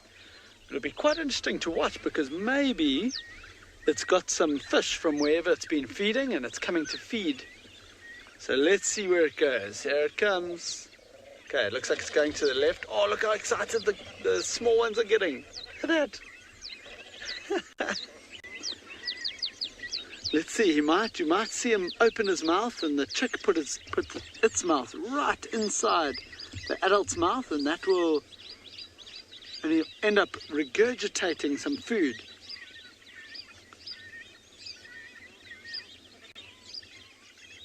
Let's see what happens. Yeah, look at that. See how those chicks are begging from the adult.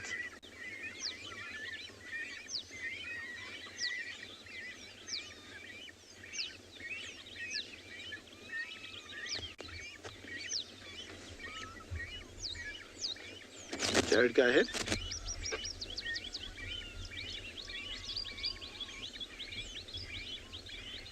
Someone's calling me on the radio here. I wonder if they haven't found anything.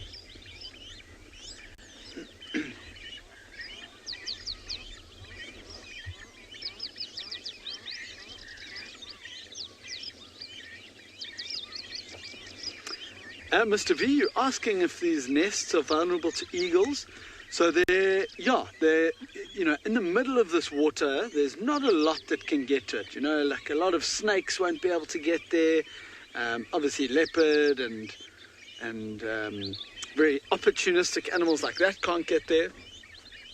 So they're relatively safe, but things like eagle, especially around this water, there's a specific type of eagle called the African fish eagle, which does feed a lot on fish, but if they have the chance, they will try and catch young birds, young chicks. So yes, definitely they definitely are. It is possible that an eagle would take these young ones. Yes, this is really nice. I think we are going to carry on. I'm going to try and get hold of whoever it was trying to get hold of me on the radio, and let's see if they've managed to find something for us.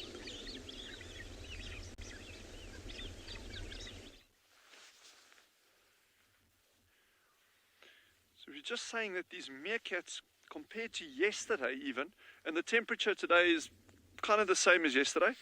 It's not very cold at all. It's chilly, but not bad. But they've been a lot more active, and a lot more of them. There were 5 of them out just now, which is a lot sooner than the same time yesterday. So I'm not going to kind of read too much into that. It could just be that they felt like getting up earlier or something. But maybe, just maybe, it's got something to do with little pups being close above ground, or, close to coming out. But I'm just speculating there. Don't hold me to that at all. But I'm really hoping that we're going to be getting some activity fairly soon.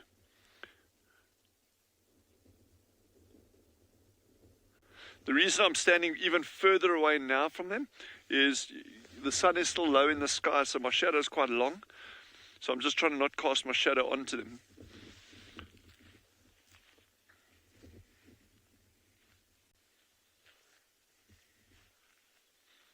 Just adorable little things. And see how small their ears are. Things with ears, like the hearing is good, but when you don't have these nice big external pinna, or your earlobes, that it just becomes that much more challenging for directional sound. So if you look at things like kudu, rhino, giraffe, all your antelope species, they've all got these nice big, even lions, leopards, the bat-eared foxes that we've been seeing, things like that. I mean, they've got these massive ears, and it's just really, really, really good for being able to detect the finer sounds, but then also directional hearing is very, very good for them, very good on those different things. I think something like a bat-eared fox takes it to a new level, because, I mean, they actually, not just relying on their hearing to evade predators and that, but they're relying on their hearing to actually detect like insect life under the ground.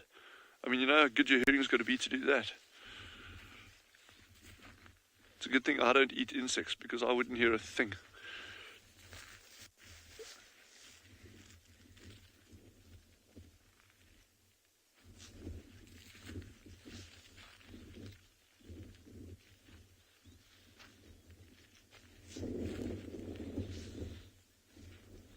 That one's watching Jandre there. Look, giving him the hairy eyeball. Jandre, did you just blow a kiss back at the meerkats? He did. He really, actually genuinely did. I think he's been out here too long.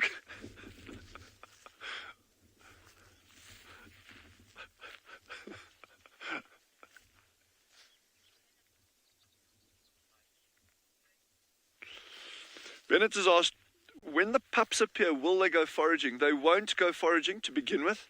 They'll still stick very, very, very close to the burrows over here.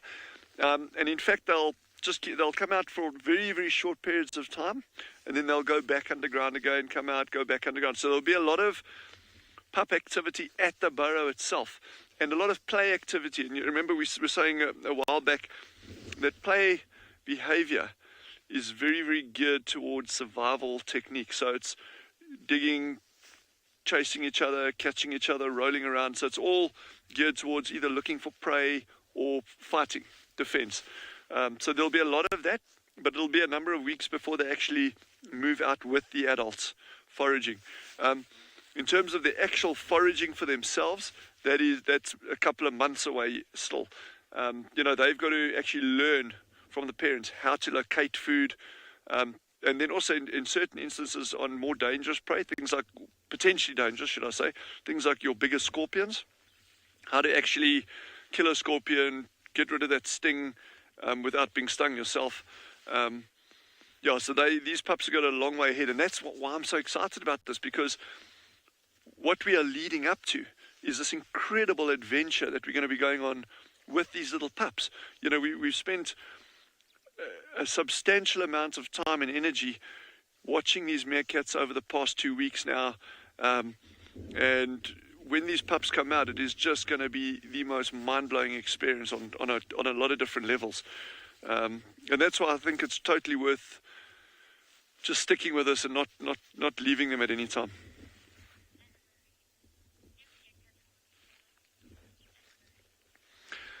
Anna Marie has just asked a question about their behavior in terms of hygiene and that, and she asked, do meerkats groom each other? That's called allo grooming, A-double-L-O, grooming. And yes, they do.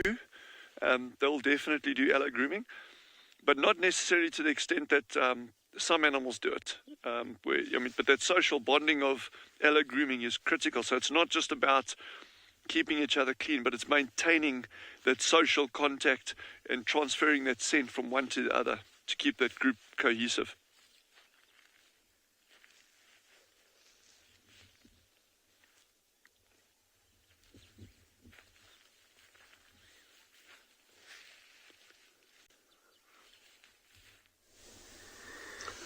Look at that big beast. Earlier on, he was flat on the side. It didn't look like anything can happen to make him move. But he got his motivation. Remember earlier I was saying that they were not with the pride for good 3 to 4 days, and there was just the two of them. He goes back to sleep as we speak. Then one of the lionesses got up next to where he was with few cubs, and they walked away. And he put his head up slightly, and he didn't trust the system. He's thinking to himself, I've got a full belly, but if I let these things out of my sight, they're going to disappear again for the next few days. And that means for him and his brother that without the females, the chances are that they're not going to eat anything. So he's going flat again. His concentration span with such a full belly is not going to last that long, but he's never going to go completely fast asleep to not hear what is going on, because after being away for 3 days, he was back for a night, and already he's had his meal that he's managed to take a lot of compared to everybody else. He's gonna try and keep an eye on this pride and stick with them for as much as he can and see if they can kill anything else for him again. As coming back to the situation of the cubs, you see how they all kind of back grouped up in the shady spot. Few of them are still nibbling on the on the skull, and the other one is also nibbling on the ribs still. We finally made it out by looking at the skull carefully. One of them carried the skull out of that thick bush where it was, and definitely was a zebra, because if it was a wildebeest as we thought because of the size earlier on, it would have had some horns, but the skull was brought up and one of the white cubs was walking around with it, so we definitely saw that there is no horns. And looking at the shape of the skull itself, it was definitely a zebra. So looking at, again, saying that it's about the size of the ribs, it didn't look like it was a fully grown zebra, but it was at least a sub-adult. It wasn't a baby. So maybe while we sit here and watch them finish up, there's a chance that we might be able to hear that maybe when those zebras get chased out, they might have managed to split them up so that they can catch the baby. So maybe we'll be able to hear them contact code the zebras calling to each other to regroup, and in particular if they're coming back down towards the water hole. See, some of the cubs are still moving around. It's into the ground, into each other. That is not much, but the fighting just never stops, eh? And majority of them now are just sleeping. And I think the only thing that can make, in particular, the males move is if these lionesses get up and move away slightly to go lie down somewhere. They're definitely gonna follow. And the two brothers looks like they've nicely strategized on this. The one brother is lying on the eastern side, and the other brother is lying completely on the southern side of them. So these two positions are nicely covered, that should they get up, one of them will be able to see this and they will be able to start following. So it looks like after when they were away from the pride, possibly didn't get to eat anything this whole time, they managed to think about things, and that's why it looks like they're strategizing now and trying to make sure that they don't get left behind again. And the young male is not here, but wherever he is, I think he's hoping hard that the pride can maybe move on and leave these two guys behind. Because without them, for him, it's easy. It's much bigger than the lionesses already. It's a little bit more powerful, although he's got a limp. But without these male lions, these lionesses won't be able to chase him off, even if they want to. I think they still want him around, though. So he will not be able to return back with these guys on a scene like that. So one wins and the other one loses. It's the nature of the game.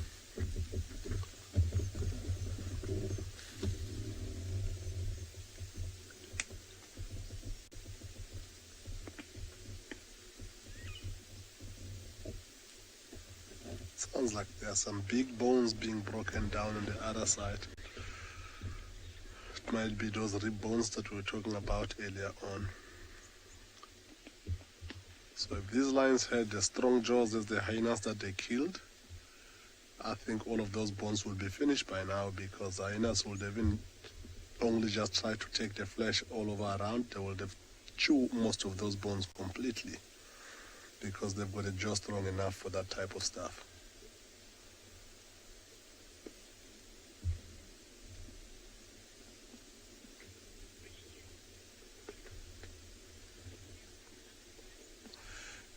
Christy, yes, the Rosemale do have other pride. The other pride that is at Ngala as well that we see with the Rosemales is the pride called the Breakaway Birmingham Pride, which initially was exactly the same pride as these Birmingham lionesses here, but those are based more on the far southwest of our property. They also have young cubs roughly the same age, just over 2 years with these bigger cubs here. And they've been going in between the two prides a lot. The last time I saw the Rosemales with the Breakaway Birmingham was a while ago, which made us think that maybe there might be some males that are starting to challenge them coming from the west. However, when they were not with the pride for the last 3-4 days, the pride was mostly on the southeastern corner of the property, and we didn't know where the Rosemales were, but little do we know, maybe they could have gone all the way back up to the western side of the property. So yeah, they do have other prides, and I think they might have another pride on Wanyedeti's side.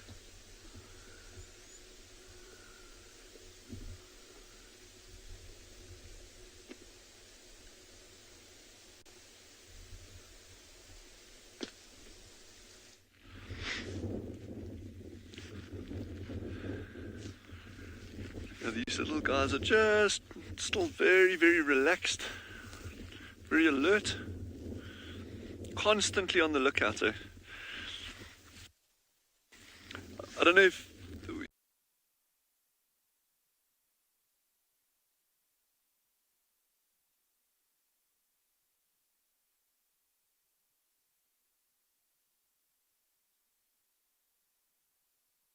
pressed at about 100 yards distance. These meerkats were onto that eland like that. So, I mean, their eyesight is something exceptional. I'm just looking at some plants over here, but I'm waiting for them. This scraggly little thing growing where I am over here, you're going to see how beautiful it's going to be in a week's time. Maybe, yeah, a week's time. It's going to be absolutely stunning. But we'll chat about that. I'll keep that as a nice little secret for you. I love just like wandering around and looking at little things and that. So this is like the outdoors is like a book, you know, and you've actually just got to learn to read those signs. And we can chat about tracking a little bit as well. That it's so often people think tracking is some kind of like mysterious, like ethereal skill that these guys have, that, or people have, that they've just got this incredible way of finding things. And there's certain levels of skill that you can go through to get there. And yet every single person uses tracking every single day of their lives. Even if you're sitting at home, sitting on a couch with a cup of coffee, or wherever you are, you're actually using tracking skills without even realizing it. But we can chat about that going forward. There's some interesting concepts there. And again, me walking up and down, it's not because I'm bored, I've got nothing to do. I'm really just this constant movement up and down. It just gets these meerkats more and more and more relaxed. And remember, we were saying the one reason why we're doing this, apart from wanting to see the little ones, is that when the little ones come out, it's important that the adults are super relaxed in our presence, because that'll just mean that gets transferred to the youngsters as well. And if I was just sitting stationary in one spot the whole time, yeah, it'll work, but it's not ideal. And you can see occasionally they look at me, but they're not worried, they're not concerned, they're not trying to scamper away.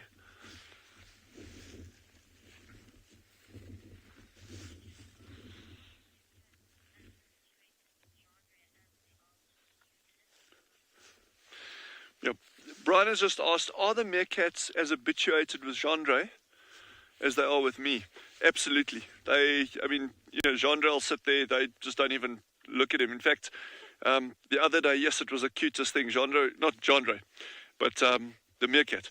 And Gendre was sitting there filming, and this meerkat walked right up to him, probably about a meter away in front of the camera, and not concerned with him or looking at him, trying to figure out, just digging, foraging. So, yeah, they totally relaxed like that. Well, there's one individual in this group that is quite wily and quite skittish. So, and that's actually the key one. I'm not worried about the alpha, the female, the dominant female, and these others. It's this one that for some reason he's just got this distrust, that he's yeah, I'm not quite sure about what's going on here. But this continual process of slowly approaching, talking, and again, it's not rapid movements. I'm not walking up and down fast. Any movements that we do, they're slow, they're controlled. I don't want to say refined. That's a little bit.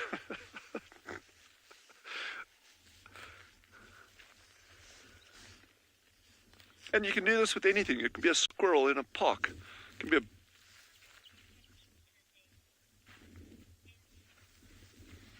Izzy has asked a question, and it's a very good question again. And it was asked yesterday, and subsequent to my answering, we actually had a long discussion about it, Gendre, Veronique, and myself. Is the question that's just been asked is, how much does a meerkat eat in a day?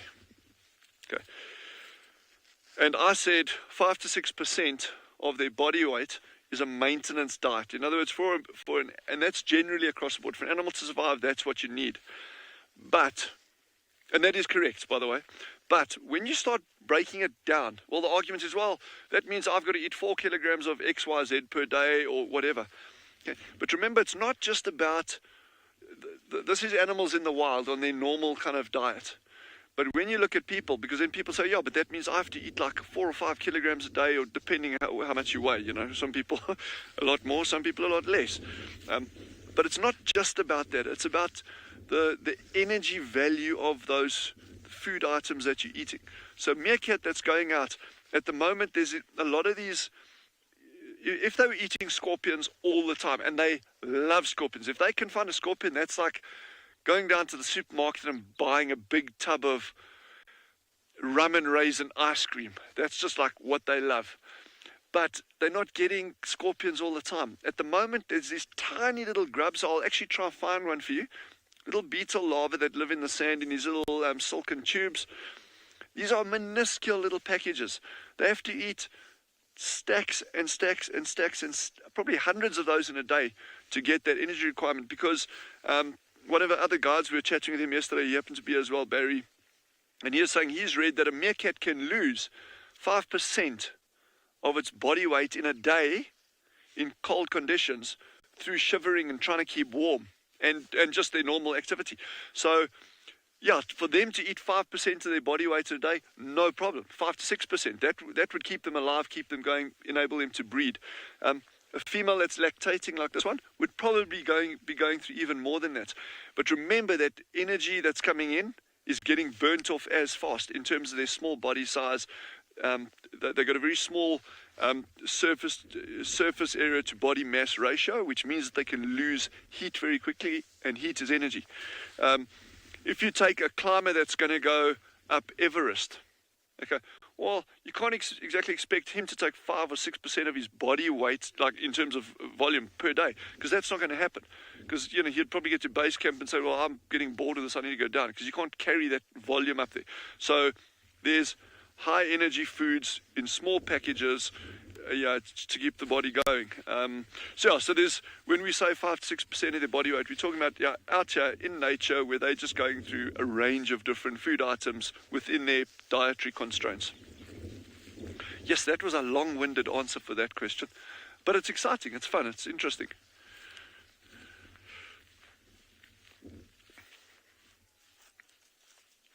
And also, we've got jackals calling in the background. Yeah, it's like one of those iconic sounds of Africa. You will not be able to hear it. It's just too far away, but it's just got some birds calling here. It's just beautiful out here this morning.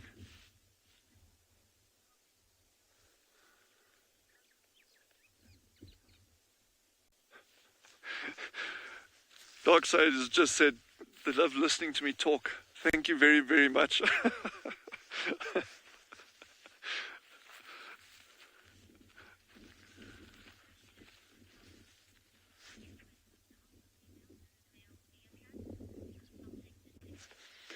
Consulting detective has asked, can I point out the alpha male and female meerkat? So the alpha female is actually down inside this burrow. It's actually completely out of sight of Gendre's view at the moment. And then the alpha male is the one that's actually sitting closest to me on this side over here. So, and that's a that you raise. Yeah, and I sort of briefly touched on it yesterday in terms of, we always traditionally think of, and we talk about, there's an alpha female in the group, and she's the matriarch, and she's the only one that has pups. And yet, as these group sizes expand, the likelihood of other females having pups and being allowed to have pups just starts increasing. And in really big groups of meerkats, and I'm talking about 30, 40 individuals, you can actually get a number of females that have pups at the same time. So that's just out of interest on that.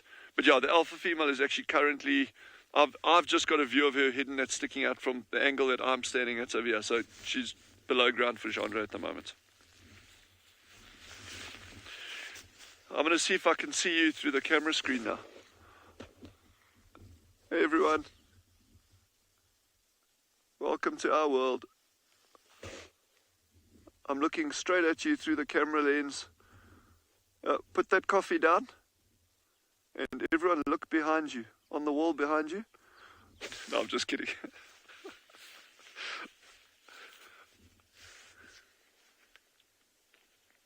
So, coming back to this little plant that I'm not going to show it, it's far away, but there's some really fun little things that are going to come out, even in the deepest points of winter. So, we've got some exciting stuff on the near horizon for you.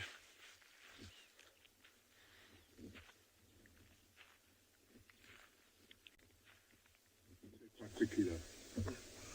So see, that one line one of the Ross brothers is not too far from this dead hyena, and we're looking at this dead hyena on the neck. Look, that looks like that's where most of the job was being done. And the two brothers looks like they're lying right in between the dead hyena and the rest of the pride. Although this hyena is already dead, but they might be feeling a little bit of protection sitting in between the pride and the hyena itself. Of course, they're also keeping an eye to make sure that these lions don't go anywhere. But every now and again, you see the one brother getting up and just looking over this way. It looks like we might be expecting this hyena to get up and run off. But yeah, looking at the puncture wounds on this hyena's neck, it looks like it was mostly the males that have done the job. Like, it's not small puncture wounds, there's seriously big wounds on the neck, and you can see the blood all over there. It looks like it was quite a small hyena, this one. The other one was much bigger than this. If you look at his legs, still looking dark, a little bit more fluffy. So this looks like it was an inexperienced hyena. So looking at where the two different carcasses are, you might find that the mother, the big one at the back, might be the one that got killed first, and this one didn't know what to do without mommy giving him instructions as to where to go and what to do. Unfortunately.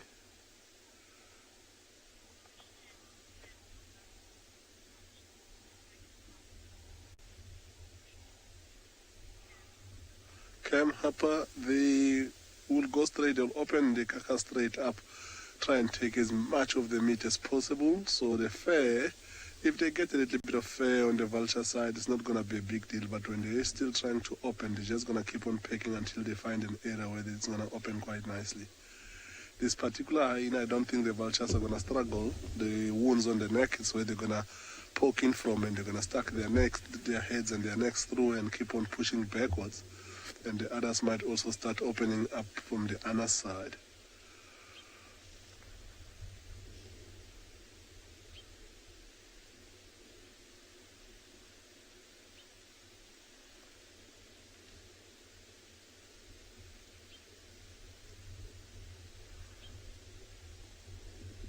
There is the other brother there, also facing on the right direction, just keeping an eye and making sure that everything is sorted still. And he's lying nicely on the sun there, enjoying this warm sun for now, but he's going to need to find a shady spot. He was in a much better spot earlier on shade-wise, but he happened to move in the sun. For whatever reason, we don't know, but I think it's just to block the lionesses from moving away from them that easily that way.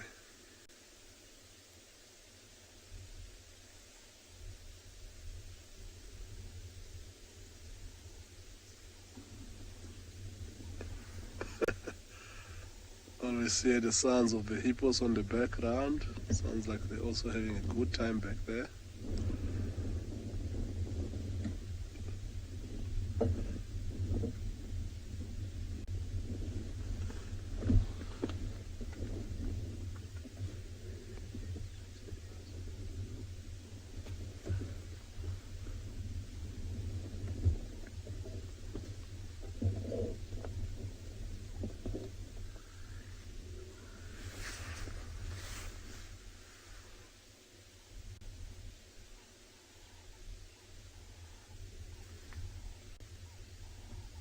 Quite a big hippo that, eh? It looks like it's a mother and calf by the looks of things. The one is much, much bigger than the other one. Or it could be a male and a female as well. Quite difficult with hippos to actually see, because in particular in this waterhole, they're quite far off from where we are. Look at those oxpeckers landing there. So we all know oxpeckers are after ticks and ectoparasite in most of the bigger herbivores, but with the hippo it's a completely different story. So with the hippo, they're just using this hippo as a rock. You can see how the one is running right onto the side and taking a sip of water there. So as for the hippos, because at night when they're out and about busy grazing, the oxpeckers are sleeping then, so they're not really getting their help from the oxpeckers as far as taking off the ticks is concerned. But there is somebody special in the waterhole that does that for the hippo, which is the terrapin. The terrapin often move in and below and pluck the ticks off all the places, nice soft places of the hippo. And as a reward, in particular at this time of the year, to warm up, the terrapins will come and sit right on top of the hippo to reach the sun without worrying about being in the water. Talk about a symbiotic relationship right there between the two. Looks like all those oxpeckers have had their drink and they decided to move on to go find their host of the day where they're going to get the ticks. They've had their fair share of drinking water at the moment. And the hippo, as we hear their sound from earlier on, it doesn't look like they are going to be moving anywhere anytime soon.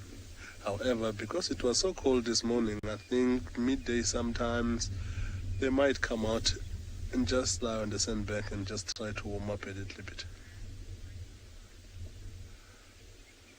So we're going to sit around a little bit more, go drive close to the river, see if we can find any fresh tracks of a leopard in that area or find some elephants, see what we can get for the day.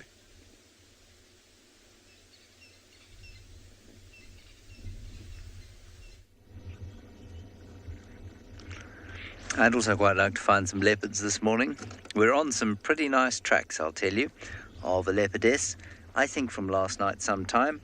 I'm pretty sure they're Tundies, don't know where they're going ultimately, but we've stopped to have a look at this giraffe to see if perhaps it is looking at a leopard or if it's just standing in the shade having a chew and a rest. And I think it is the latter. The morning has not warmed up at all. It is still pretty much the same temperature it was when we started the drive. And so I'm not really sure why this giraffe has decided to stand in the shade when it's quite so chilly. You were looking at some oxpeckers with the hippo earlier, and this giraffe has obviously got some oxpeckers, or an oxpecker on its horn and one on its cheek. I've often said I'd like my own oxpecker to aloe groom the top of my head from time to time. I think it must be quite nice and tickly. It just has to be a gentle oxpecker. But I'm sure that there must be an element of that to their tolerance of the oxpeckers, because I don't think that a giraffe's small brain is capable of looking long-term at the benefits of having the oxpecker on his head. I'm sure it actually feels quite nice, having their little claws massaging.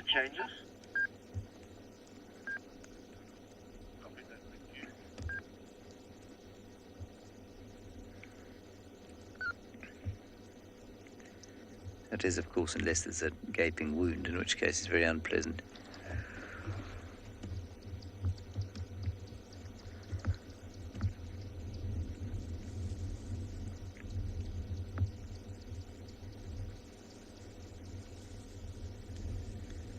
He really is in no mood to go anywhere, is he?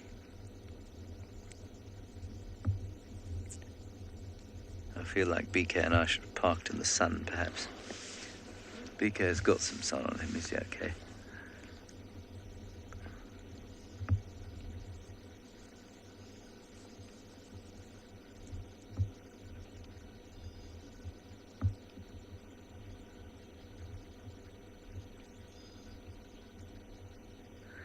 Beverly, a few things, but it's mainly a natural calcification or ossification of the skull, where what happens is that as the giraffe gets older, and this does look like a fairly old bull, the skull calcifies and deposits calcium and bone on top of the original skull, and it makes those bumps and humps that you can see going all the way down almost to his nose, and they'll grow around the bases of the ossicones as well, and those will eventually become uneven. And we saw one the other day that had so many different kinds of gnarls and bumps that one of the ossicones had actually tilted to the side and was growing out sideways. Or maybe not growing, but maybe just lying to the side. So it's just this natural ossification of the skull, deposits of bone that happens throughout a male giraffe's life. And I imagine it's to help them with their fighting. And in some respects may even be part of, or as a result of their fighting. As I may have mentioned to many of you before, the skulls of rugby players, professional rugby players, so guys who play, every week, week in, week out, lots of practices. I imagine it must be the same for gridiron football players, rugby league players. Their skulls are thicker than somebody who doesn't play rugby or football because of the constant bashing of the head. And so it does tend to thicken. It's not to say those people are thick at all. It just means that their skulls get slightly thicker.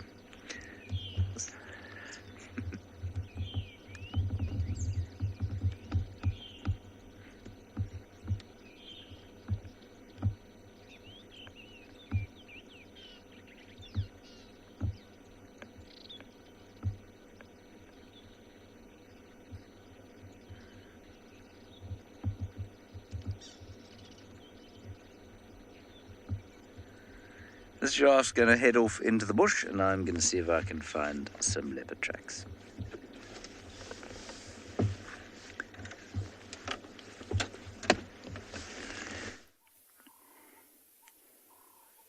Right, so we've got an animal that's quite creepy crawly. I think a lot of people will really enjoy this, and some might find it really weird. This is a millipede that I've found. It's really, really odd for it to be active at this time of year. I'm not really sure why it was on the road, but this millipede is on a mission, and I didn't want it to stay on the road. I wanted to move it off the road, but I thought it would be a good opportunity to show you, because this is quite a busy road. A lot of our vehicles drive on this road, and I didn't want this little millipede to get squashed. Well, it's not a little millipede, actually. It's a massive one. This is one of the largest ones I've ever seen. And if you can see all those amazing legs on this thing as it waves its way across my arm. I have to be very, very careful. I don't want it to fall. That's why I'm actually using my sleeves, because there's a lot for the millipede to grip onto. Has anyone else ever seen a millipede this big? This is a huge one. So this little thing is not dangerous to me in any way. This is a herbivore. They eat dead plant material and bits of grass. Ramona, it's giving you the heebie-jeebies. Absolutely, it's so weird. You should feel it walking on your skin. All these hundreds of little legs. That's why they're called millipedes, because milli is to do 1,000. I don't think they have 1,000 legs, but anything that has this many legs is always going to make you feel a little bit creepy. Oh, hey, how's it going? So I can see what it's doing with its little antenna is it's tasting everything as it walks over. So the antenna that you can see, oh, now it's coming this way. What do I do? Gerard, help me. This antenna are busy tasting everything that they can in order to see what is it that it's walking on. Is it something that they can eat? Not edible, little buddy. So something that's very similar is called a centipede, and they've got a lot fewer legs, and centipedes are quite venomous, and they do hunt and eat insects. So a centipede might give us a little bite, but this millipede is not dangerous at all. If you look very, very closely, you might see that each of these rings on the millipede's body has 2 pairs of legs. That's what also separates them from centipedes. Now, something very, very interesting about millipedes is, although they are not dangerous to me naturally, if I disturb this millipede and I cause it to become frightened, it might roll up into a ball or curl up into a spiral. Now, when they curl up into a spiral, that's one way of protecting themselves. If I get more aggressive with it, if I was a predator that wanted to eat it, like a civet, then it would actually start to secrete a cyanide-based poison, a toxic substance that for a small creature can be very, very toxic. Cyanide, some of you will know, is a very, very potent toxin that's very dangerous to humans. So this, when I'm finished with this millipede, what I'm going to do is I'm going to put it in a clump of grass where it can be safe and away from prying eyes, nothing that might give it a little bit of a bite. Sassy Kathy has asked why millipedes need all these legs. Well, Sassy, I don't actually know why they need that many legs, to be honest. But As you can see, the way its body is shaped is very long and thin. If it didn't have this many legs, it might not be able to crawl and climb over things very easily because their body doesn't have muscles like a snake does. As you know, snakes don't have any legs. They use muscular contractions to get their body to move along. Because millipedes don't have muscles as such, they need all these legs with these little hooks and barbs in order to grip onto anything that they want to climb over. Okay, little guy. You are getting a little bit feisty. I don't know if you can see the front of his head there as it feeds. The eyes, well, millipedes don't really have eyes as such. They do have these little feelers at the antenna at the front here, which are helping it to taste its way around and get an idea of what's around it, but they don't have eyes, so they don't see like we can. They might see light and dark, potentially, very, very rudimentary eyes, but as far as I'm aware, they're almost completely blind.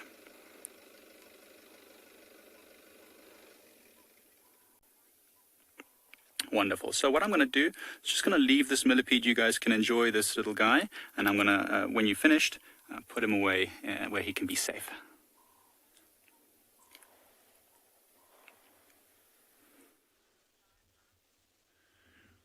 So I think these little meerkats are fairly close to moving or foraging. So we're going to stay stationary. We're not going to move around. I'm not even going to walk around in that direction, because it'll be really fun if we can actually see them moving off one at a time, one at a time, one at a time. And interestingly, they went in that direction yesterday as well, I think. And they'll utilize a particular area, for a couple of days. And sometimes you get these scorpions. I wouldn't say they're in colonies, but you can get an area that's got a higher density of scorpions. And that could be for whatever reason, it could be like firmer sand or... and then the meerkats could work that area as an example for a couple of days and then move through to a different area, but always radiating out from the same burrow system.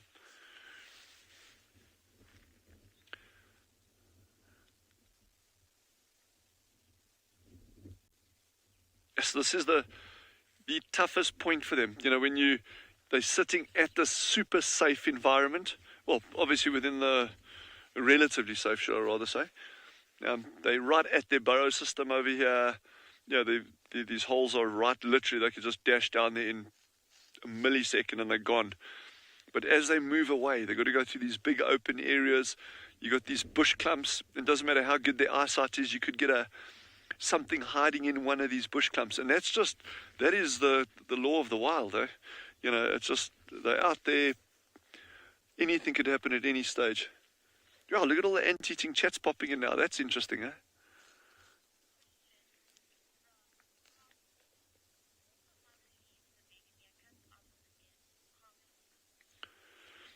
Carmen, you've asked a very good question there. Will the mother leave the baby meerkats out of the den? She won't do that at all. What they always do whenever she leaves, because she can't stay behind and babysit them the whole time. Otherwise, she'll start losing energy. And remember, she needs that energy to be able to produce milk for the pups, for the babies. So she needs to go foraging. But what she does, they always leave one of the group behind as a babysitter.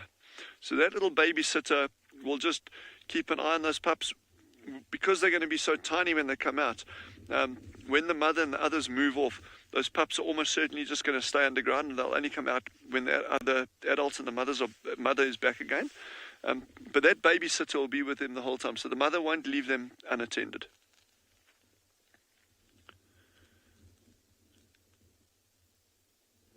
Yes, these ant-eating chats are moving closer to us. We're not going to go onto them, but they're just flitting around here.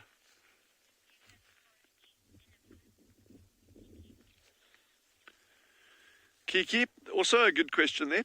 Do meerkats forage in a pack? They move as a group.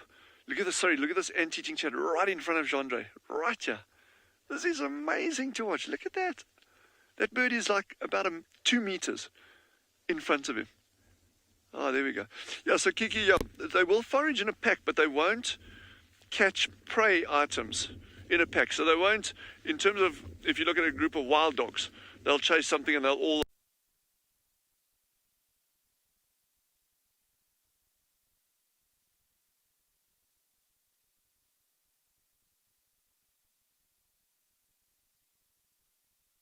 of meerkat, something like that. Then they will mob them as a group. So like that, but not in terms of foraging. So each meerkat forages, they move out in a group, but it forages individually. So this one will dig up its scorpion that it's found. That one will dig up its little beetle larva. This one might find a gecko. So there'll be no cohesive attack on an individual prey item to catch it.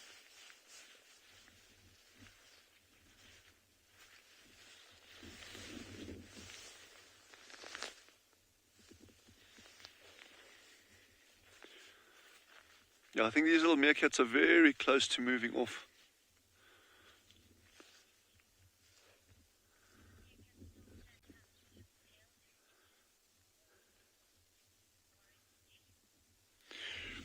Warren Chief has just asked, can a meerkat still stand up if its tail is deformed or damaged, bitten off, broken off?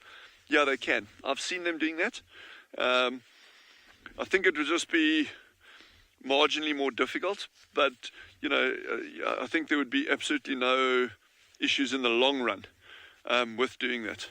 The tail is important as a prop, but when you see them climbing, when they're doing sentry duty, when the group is out foraging, they'll sometimes do sentry duty where they actually climb into bushes and trees, and sometimes these are really scraggly little things. And then the tail is actually not helping them a huge amount. I mean, it does to an extent, but not a huge amount. And remember, these tails are not prehensile. In other words, when they're climbing up a bush, doesn't matter how flimsy or how strong it is, to do sentry duty, they actually cannot use that tail in a prehensile manner to try hold on to any of those stems and that. And yet, they do it very successfully by standing up in these bushes. So I think they'd be absolutely fine, even if the tail was bitten off or damaged in some way.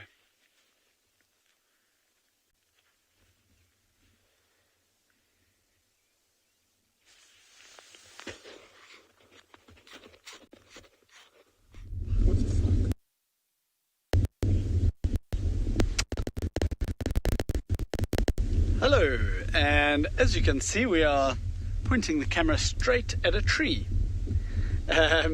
This tree here is called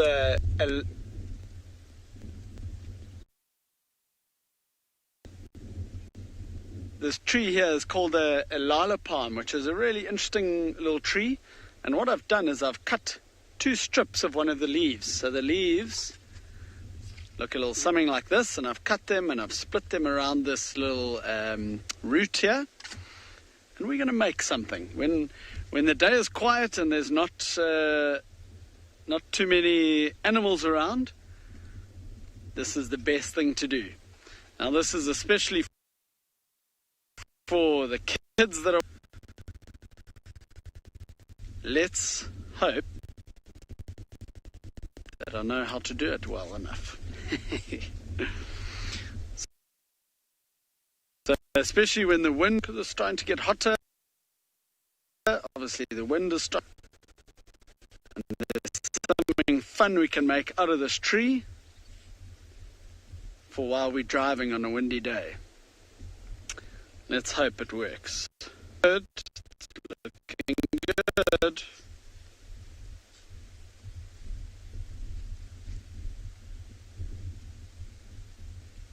Okay, there we go. Look at that. So far, it looks... Now, what I'm going to do is I'm going to cut the tops off of these leaves quickly.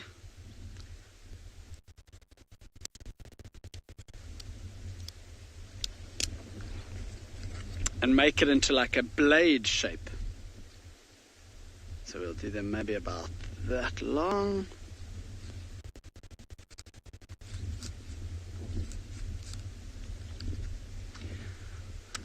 So apparently our signal in this spot isn't that great.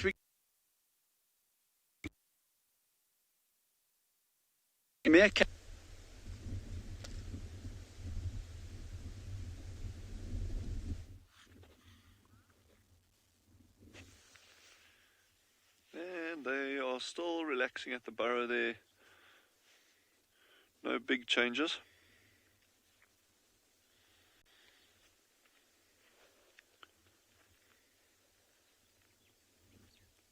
Every day is a day closer. That's what I say.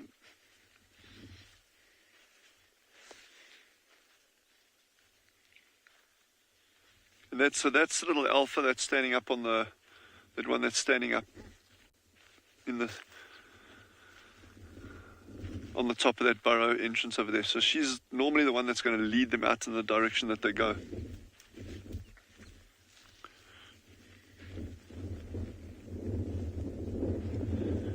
I've been scanning this springbuck in the far distance, but I'm not seeing any other obvious signs, and certainly no signs of raptors.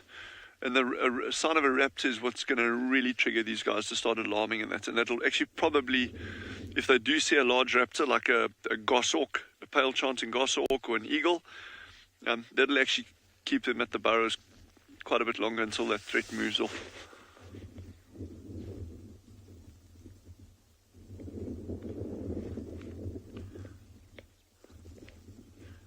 But at least most of these raptors, they can generally see them from some distance away. It's these things like African wildcats and caracal that are ridiculously sneaky little animals, and they'll just hide in these bush clumps and that, and the meerkat won't see them until they're like right there. And if you get caught in the open, it's just a hop, skip and a pounce, and you've become dinner.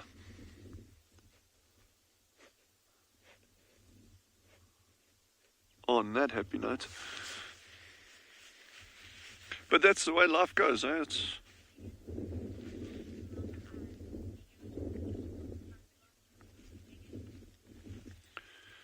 Megan has asked, are those the dark patches around the eyes, the kind of sunglasses? It's a good question, and that is the accepted theory that really reduces glare on them. But then you get these like anomalies, these like weird little things. If you look at something like, let's say, a sengi. We were looking at a little bushveld elephant shrew, or a bushveld sengi, a couple of days ago, or a week or so ago. I'm losing track of time.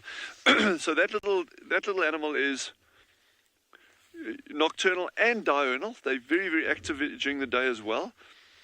And they've got bright white circles around their eyes. So, if you've got an animal that is strictly diurnal and they've got dark patches around the eyes, well, then it makes total sense. But then what about these things like that, where you say, well, actually, here's an animal that's active during the day, but it's got these bright white circles around the eyes. So, yeah, I think that would be a really interesting line of research going forward, and it would also challenge just traditionally accepted views of coloration on animals and what it means. So I think there's still some good potential for work in those areas.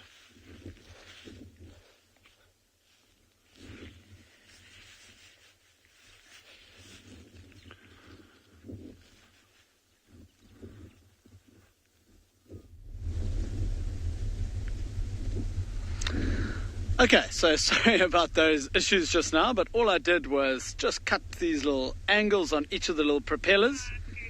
The last thing we have to do is get a big thorn off of, out here there's loads of thorn trees. So we get a little thorn and we stick that in the back, just like that. And we are ready to go. Should we test and see if it works? Hopefully. This is going to be very embarrassing if it doesn't work, that's for sure. But let's see. So watch this. When we drive and it's a bit windy and we get wind blowing into this, it should, hopefully, start spinning. I made a backup one earlier just in case. Okay, watch this. Oh, wait, sorry. Okay, let's see. Hey, look at it go.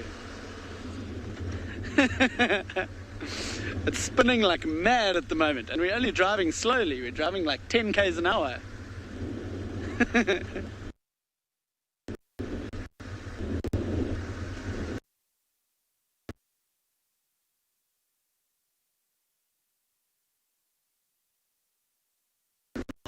Oh, both at the same time. Whoa, look at that. Good times. Anyway, as I say, we are battling to find lions and things this morning. So now we have fun with trees instead.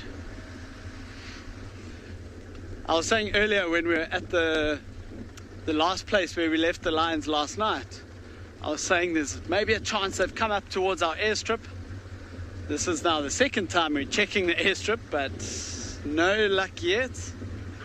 We are having a look around to see if there's any rhinos around, or pretty much anything at the moment.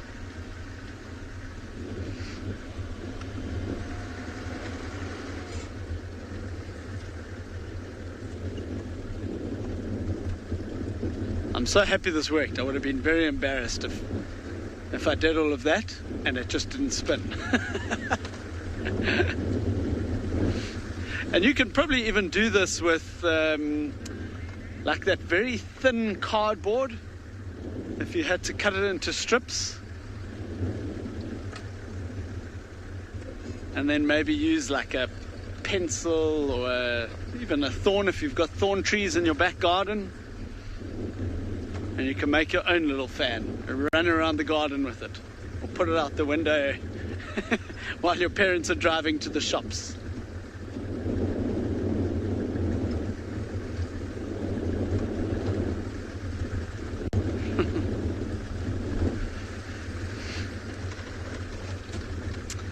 We are going to just do a bit of a big loop around that side, go out towards the riverbed, see if there's anything along the river, and we'll leave you to carry on with your safari.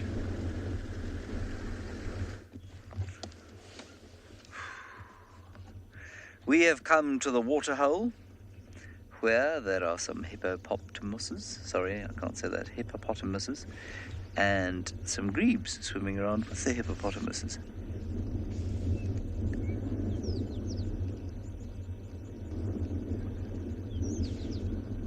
Quite a windy day, strange sort of wind coming out of the east, northeast, which is very strange.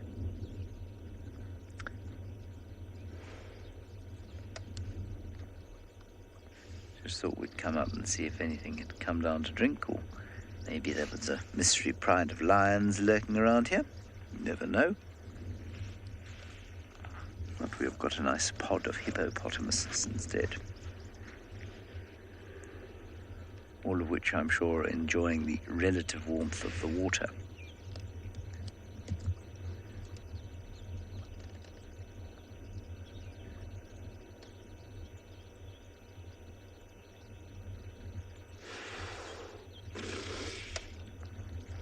Oh, that's nice. A little bit of playing.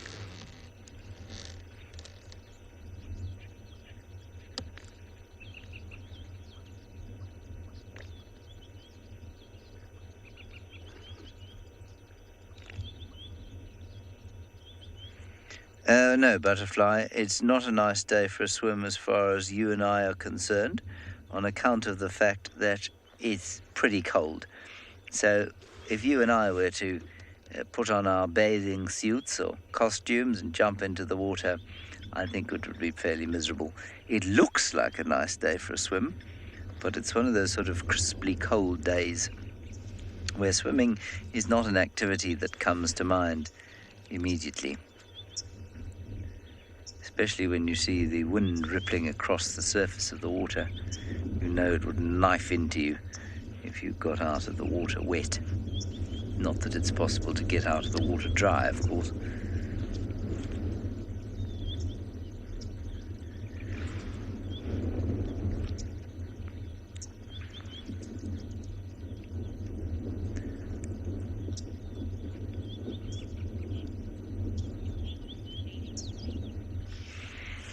I guess because, Sassy Cassie, the hippo doesn't feel any threat from the grebe. It would definitely attack the grebe if it felt a sense of fear or threat, but the grebe really is not something that the hippo has to worry about. Lauren had a sighting the other day of a grebe sitting on top of a hippo's head, so there is not an animositic,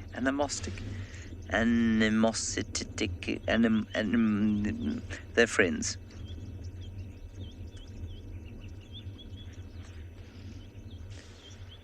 And it's just simply because they don't compete for resources.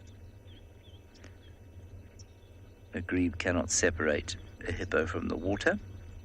They don't fight over food. So there is no point wasting energy having a fight. Oh, they don't eat each other also. And so there's no point in wasting their energy making enemies.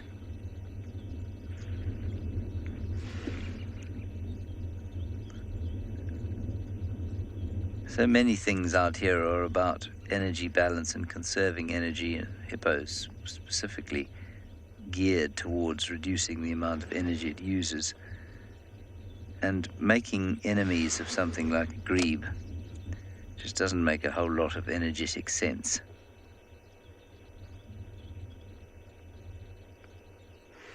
I wonder if also the grebes don't hang around the hippos because, rather like with drongos, hippos probably kick up a lot of sort of water invertebrates when they move around in the mud, and the grebes probably then hunt those.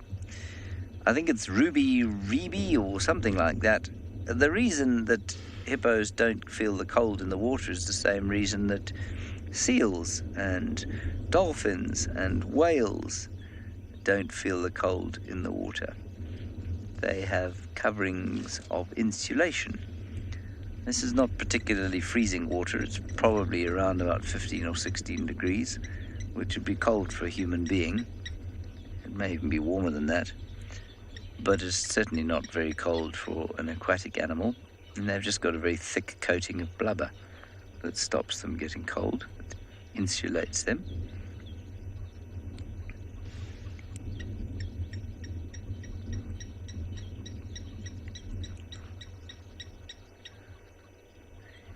I mean, there are mammals that survive in utterly frigid waters, close to zero at the poles. Douglas, what an interesting question. Same way that you know how to breathe when you're sleeping, Douglas. Your breathing is not conscious. It happens through the autonomous nervous system. So if you were to just sit down, unless I say to you, now that I've mentioned it, you probably are concentrating on your breathing. But most of the time, when you're asleep and, in fact, when you're awake, your body is breathing automatically. And it's the same thing with a hippo. A hippo goes down, sleeps a bit, starts to run out of air, and then pops up and breathes up, and then sinks down again, and then slowly it'll run out of air, and automatically it'll just lift its head, stick its nose out of the water and breathe, and then put its head down again. So I think it's an entirely automatic response, and I think it's probably born of a decrease in oxygen in the blood. So as there's a lovely terrapin there having a nice little rest. So as the oxygen decreases in the body, so the hippo's automatic nervous system tells it to lift its head out of the water, have a little breathe, and then it can sink down again. It's exactly the same way as human breathing works.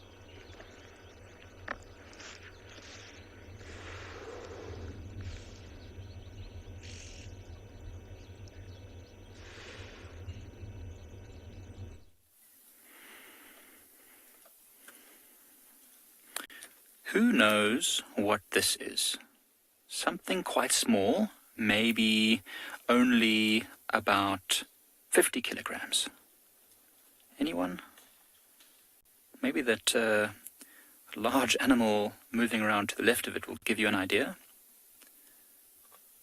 That is a tiny, tiny, tiny elephant calf. How peaceful. It's actually asleep at the base of this tree. Its mother is busy breaking up this sickle bush to get to some of the grasses and the roots at the base of it. And the baby has decided that this is far too much activity and it's time to sleep. And as you were talking about hippos in the water and the water being very cold, this baby elephant is probably really enjoying sleeping in the sun, warming up after what was an incredibly cold morning. I'm still wearing my fleece. It's cold. It feels very, very safe with its mother watching over it. In fact, as we came round this corner, it was quite a sharp corner, and we came quite close to them, and they didn't realize they were here. And the mum just raised her head up and opened her ears to say, "Hold on, my baby's here." And so we stopped. We gave them a bit of space. Now she's calmed right down, and you can see she's starting to dust bathe. She's clearly quite comfortable in our presence. She doesn't mind us now. She's even leaving her baby asleep underneath the bush to go and continue feeding. That youngster is so small that it's still suckling, it's still drinking milk. So the mother, this larger elephant, has to feed as much as she can to provide all the nutritious milk that baby needs. You know, milk is very important for its growing bones, and it's got a lot of growing to do, that's for sure. And you can start to see those ears just flapping gently because it's starting to warm up. So she's been in the sun a lot longer than the baby. The baby has been using her shade quite often. So she's just flapping her ears now to get a bit of cool air. You can see that, scratching her ear. Elephants often scratch inside their ears. You know, she saw her dust bathing a second ago. And then sometimes she will throw dust behind her ears or in her ears by accident. She'll just have a little bit of a scratch there to clear it out. Watch this, she's going to use her tusk. She's putting the branch in her mouth. She can't break it off with her trunk. So now she's going to just chew it straight there. If you look at her tusk, her left tusk actually has a notch in it. Striped Horse has asked if baby elephants sleep more than adult elephants. Yes, I suppose they probably do. They can afford to sleep a lot more because they stay with the mother. The mother looks after them. They just have to drink the milk. So yes, when they're doing a lot of growing, I was always told that you do all your growing when you're asleep. So I guess since this elephant's got a lot of growing to do, it's going to sleep a lot. Certainly we see elephants sleeping sometimes, very rarely sleeping on the ground, curled up in a ball like this baby. But certainly standing up, they'll sleep and snooze, sometimes lie on a termite mound, but never for very, very long, maybe a couple of hours at the most before they get up and move along. So yes, I think they do probably sleep more than the parents. Those little legs got to carry them much further than the big long legs of the elephants, of their parents. So I guess they've got a lot of energy to catch up on.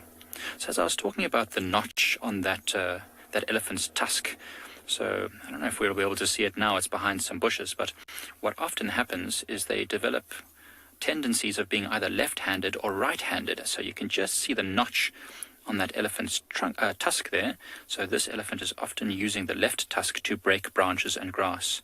And you can actually see that it's developed a notch. So this is a left-handed or left-trunked elephant. Sometimes you'll even see them curling the tusk. My goodness, I'm getting tongue-tied. They sometimes curl the trunk the same way each and every time, which tells you also that they are left or right-handed, I suppose. It's actually really nice to see. I haven't seen an elephant here on Pride Lands yet which had such a prominent notch on its tusk.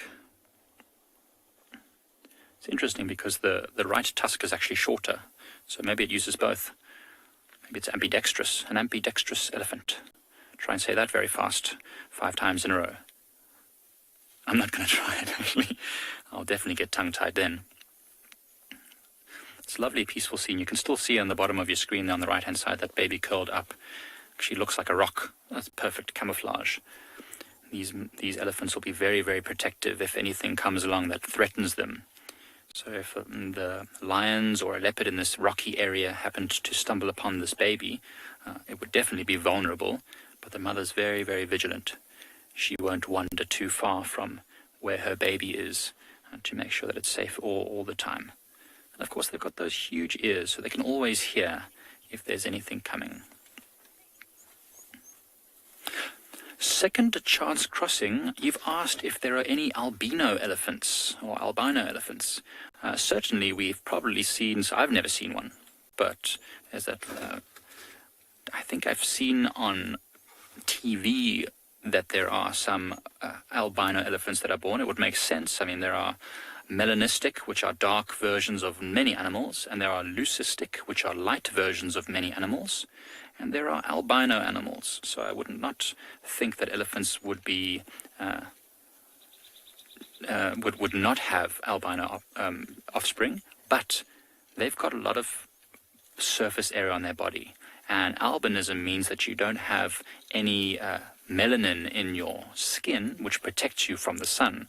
So I suppose any baby elephants that are born with albinism wouldn't survive very long, I don't think, in nature because of the harsh sun. Let's just watch and see what this little baby does over the next little while.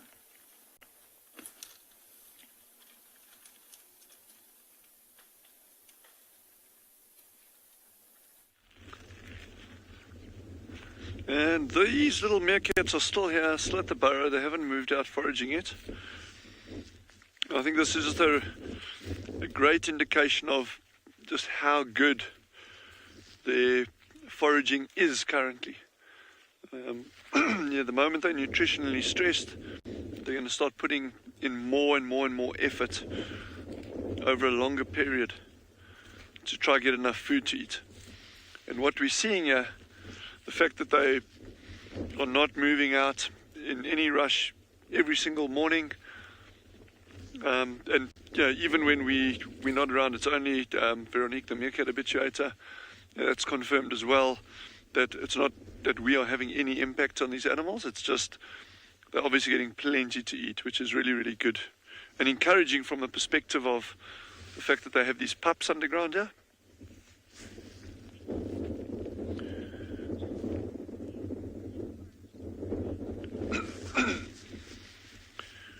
Vicky's just asked, if they catch a lot one day, will they forage the next day?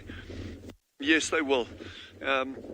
Because they are such small animals, they can lose heat very, very quickly.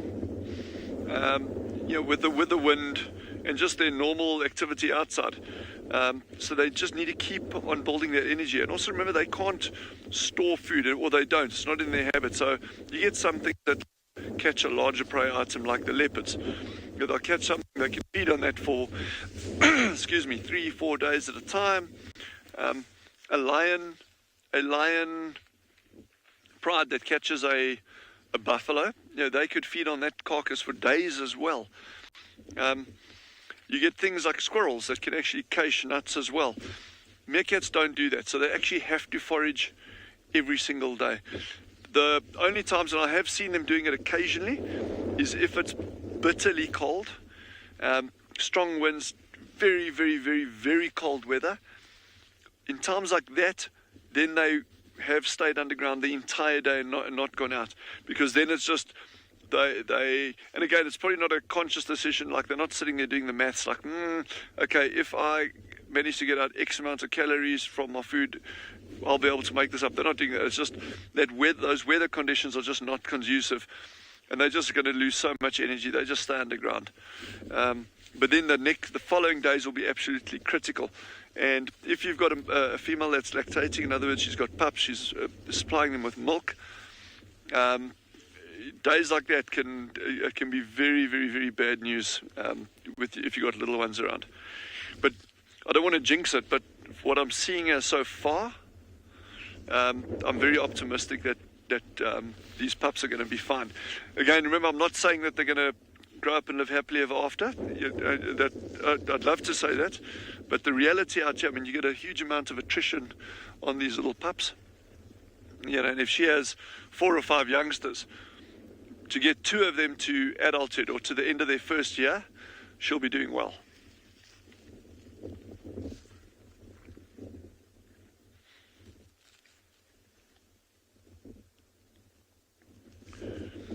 Interesting, when they got up in near the center burrows, and then they moved across to the burrows right on the eastern side of the section. They did a bit of burrow maintenance there, then they moved back this way. So they're actually maintaining this whole burrow system. And Veronique suggested that it could well be to do with wanting to move those pups at some stage, and in order to do that, even within the same burrow system, so from hole to hole within that same system, and in order for them to do that, they'd really want to make sure that these holes are ready, that the pups don't come out and then they have to suddenly move them. So keeping this entire burrow system in good and ready order is pretty important for these little guys. Well, not pretty important, it's critical to their survival. I mean, that's the long and the short of it. Again, that alpha female is just constantly grooming, eh?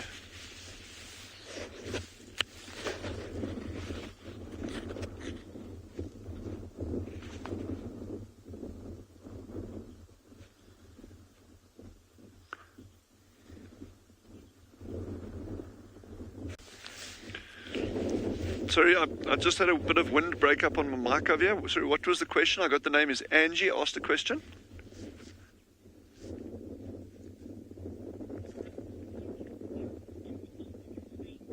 Ooh, yeah. Yeah. So Angie, the question that Angie asked was, do meerkats kill and eat snakes? Yes, they do. But, you know, we have this romantic idea of Rikki Tikki Tavi, you know, of Rudyard Kipling fame, going around and killing snakes. They are capable of doing that, but it's not typical for them to do that. The snakes that they'll be up against in this environment can be extremely dangerous and large. Some of you may have seen these Cape Cobras, you know, that we've spent a little bit of time with over the past couple of weeks. These are super aggressive, incredibly venomous snakes. The other ones here that we started off with a couple of weeks ago when they were still active are the puff adders. It's a kind of viper. Also, you know, these are big, tough, slow-moving snakes, but they'll predate even on adult meerkats occasionally, but normally more so on the pups. And then in this area, and I've been hoping to find him, but I haven't seen any signs recently, there's a big Natal python, or what you call an African rock python. So meerkats will normally try to deter these snakes, but it's seldom that they'll actually kill and eat these very big ones. But certainly smaller ones, they will do that, definitely. Wild Earth relies on support from viewers like you to carry on broadcasting our daily live shows. A small donation goes a long way in helping us on our mission to connect the world with nature. Please visit our support page to see how you can help and become part of the Wild Earth family. So we just came across the road now, or driving around just to see what we can find so long. See these marks on the ground? These are drag marks. It looks like something has been dragged here. It looks like maybe an impala or something small like a duiker. It's quite late in the show now for us to be able to track and find this thing. It might take a while. Tracking session take some time sometimes. So what we're gonna do, this will be a great place for us to start for our afternoon drive and see if we can come right. Maybe there will still be, a leopard will still be in this carcass, or hyenas will have stolen it, but we'll find out later and keep you updated.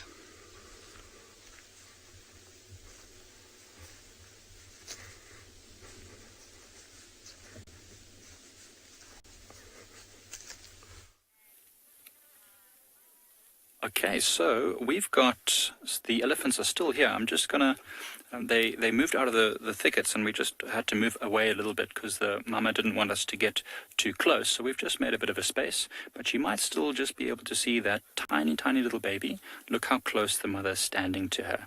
And look how small she is compared to the mother. You see, she doesn't even stand up to the mother's shoulder.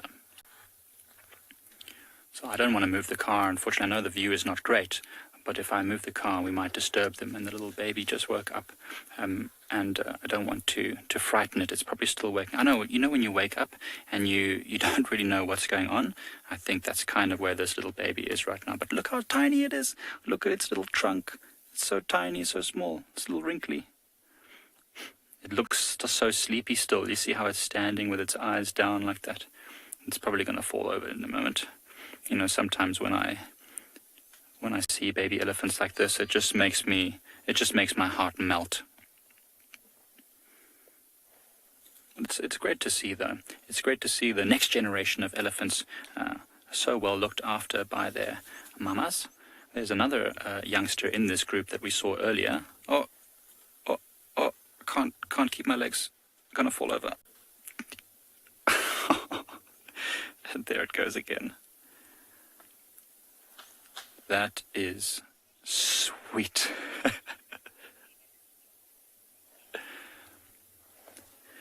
There's a question from Samantha about which elephant is bigger and stronger, the Asian or African elephants. So African elephants are definitely a lot larger than Asian elephants, taller, heavier, and longer. So definitely they are much larger and stronger. However, they are also a lot more wild and free-spirited, can I put it that way? If you know, a lot of elephants in Asia are used in many different ways to help with building roads and doing all sorts of other things in those rural areas. So elephants have become really part of the societies in Asia. So definitely African elephants are larger and stronger, but Asian elephants tend to be much more, how can I say, calm-natured and able to help people with all sorts of different things. African elephants have never been tamed as such. They're just maybe a bit too large and a bit too powerful. So we've got another young male elephant here in front of us now, also just standing in front of us between the mama and the baby. This one's actually only got one tusk. I wonder if he broke it playing with another elephant.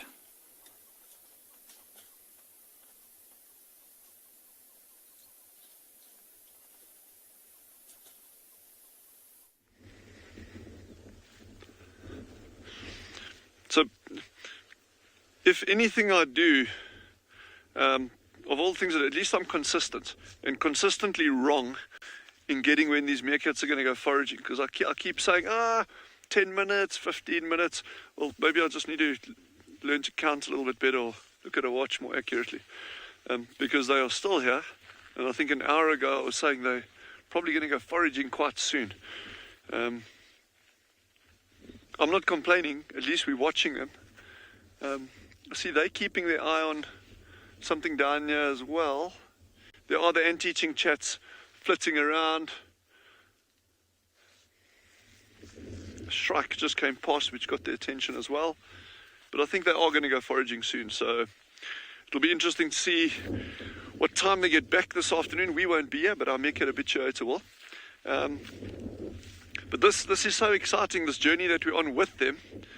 And I'm really excited to be able to share this with you in terms of the pups and how they grow and how they develop.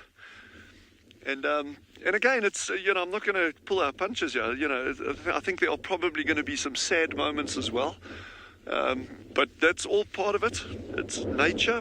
It's what happens out here. We're not going to interfere with them in any way.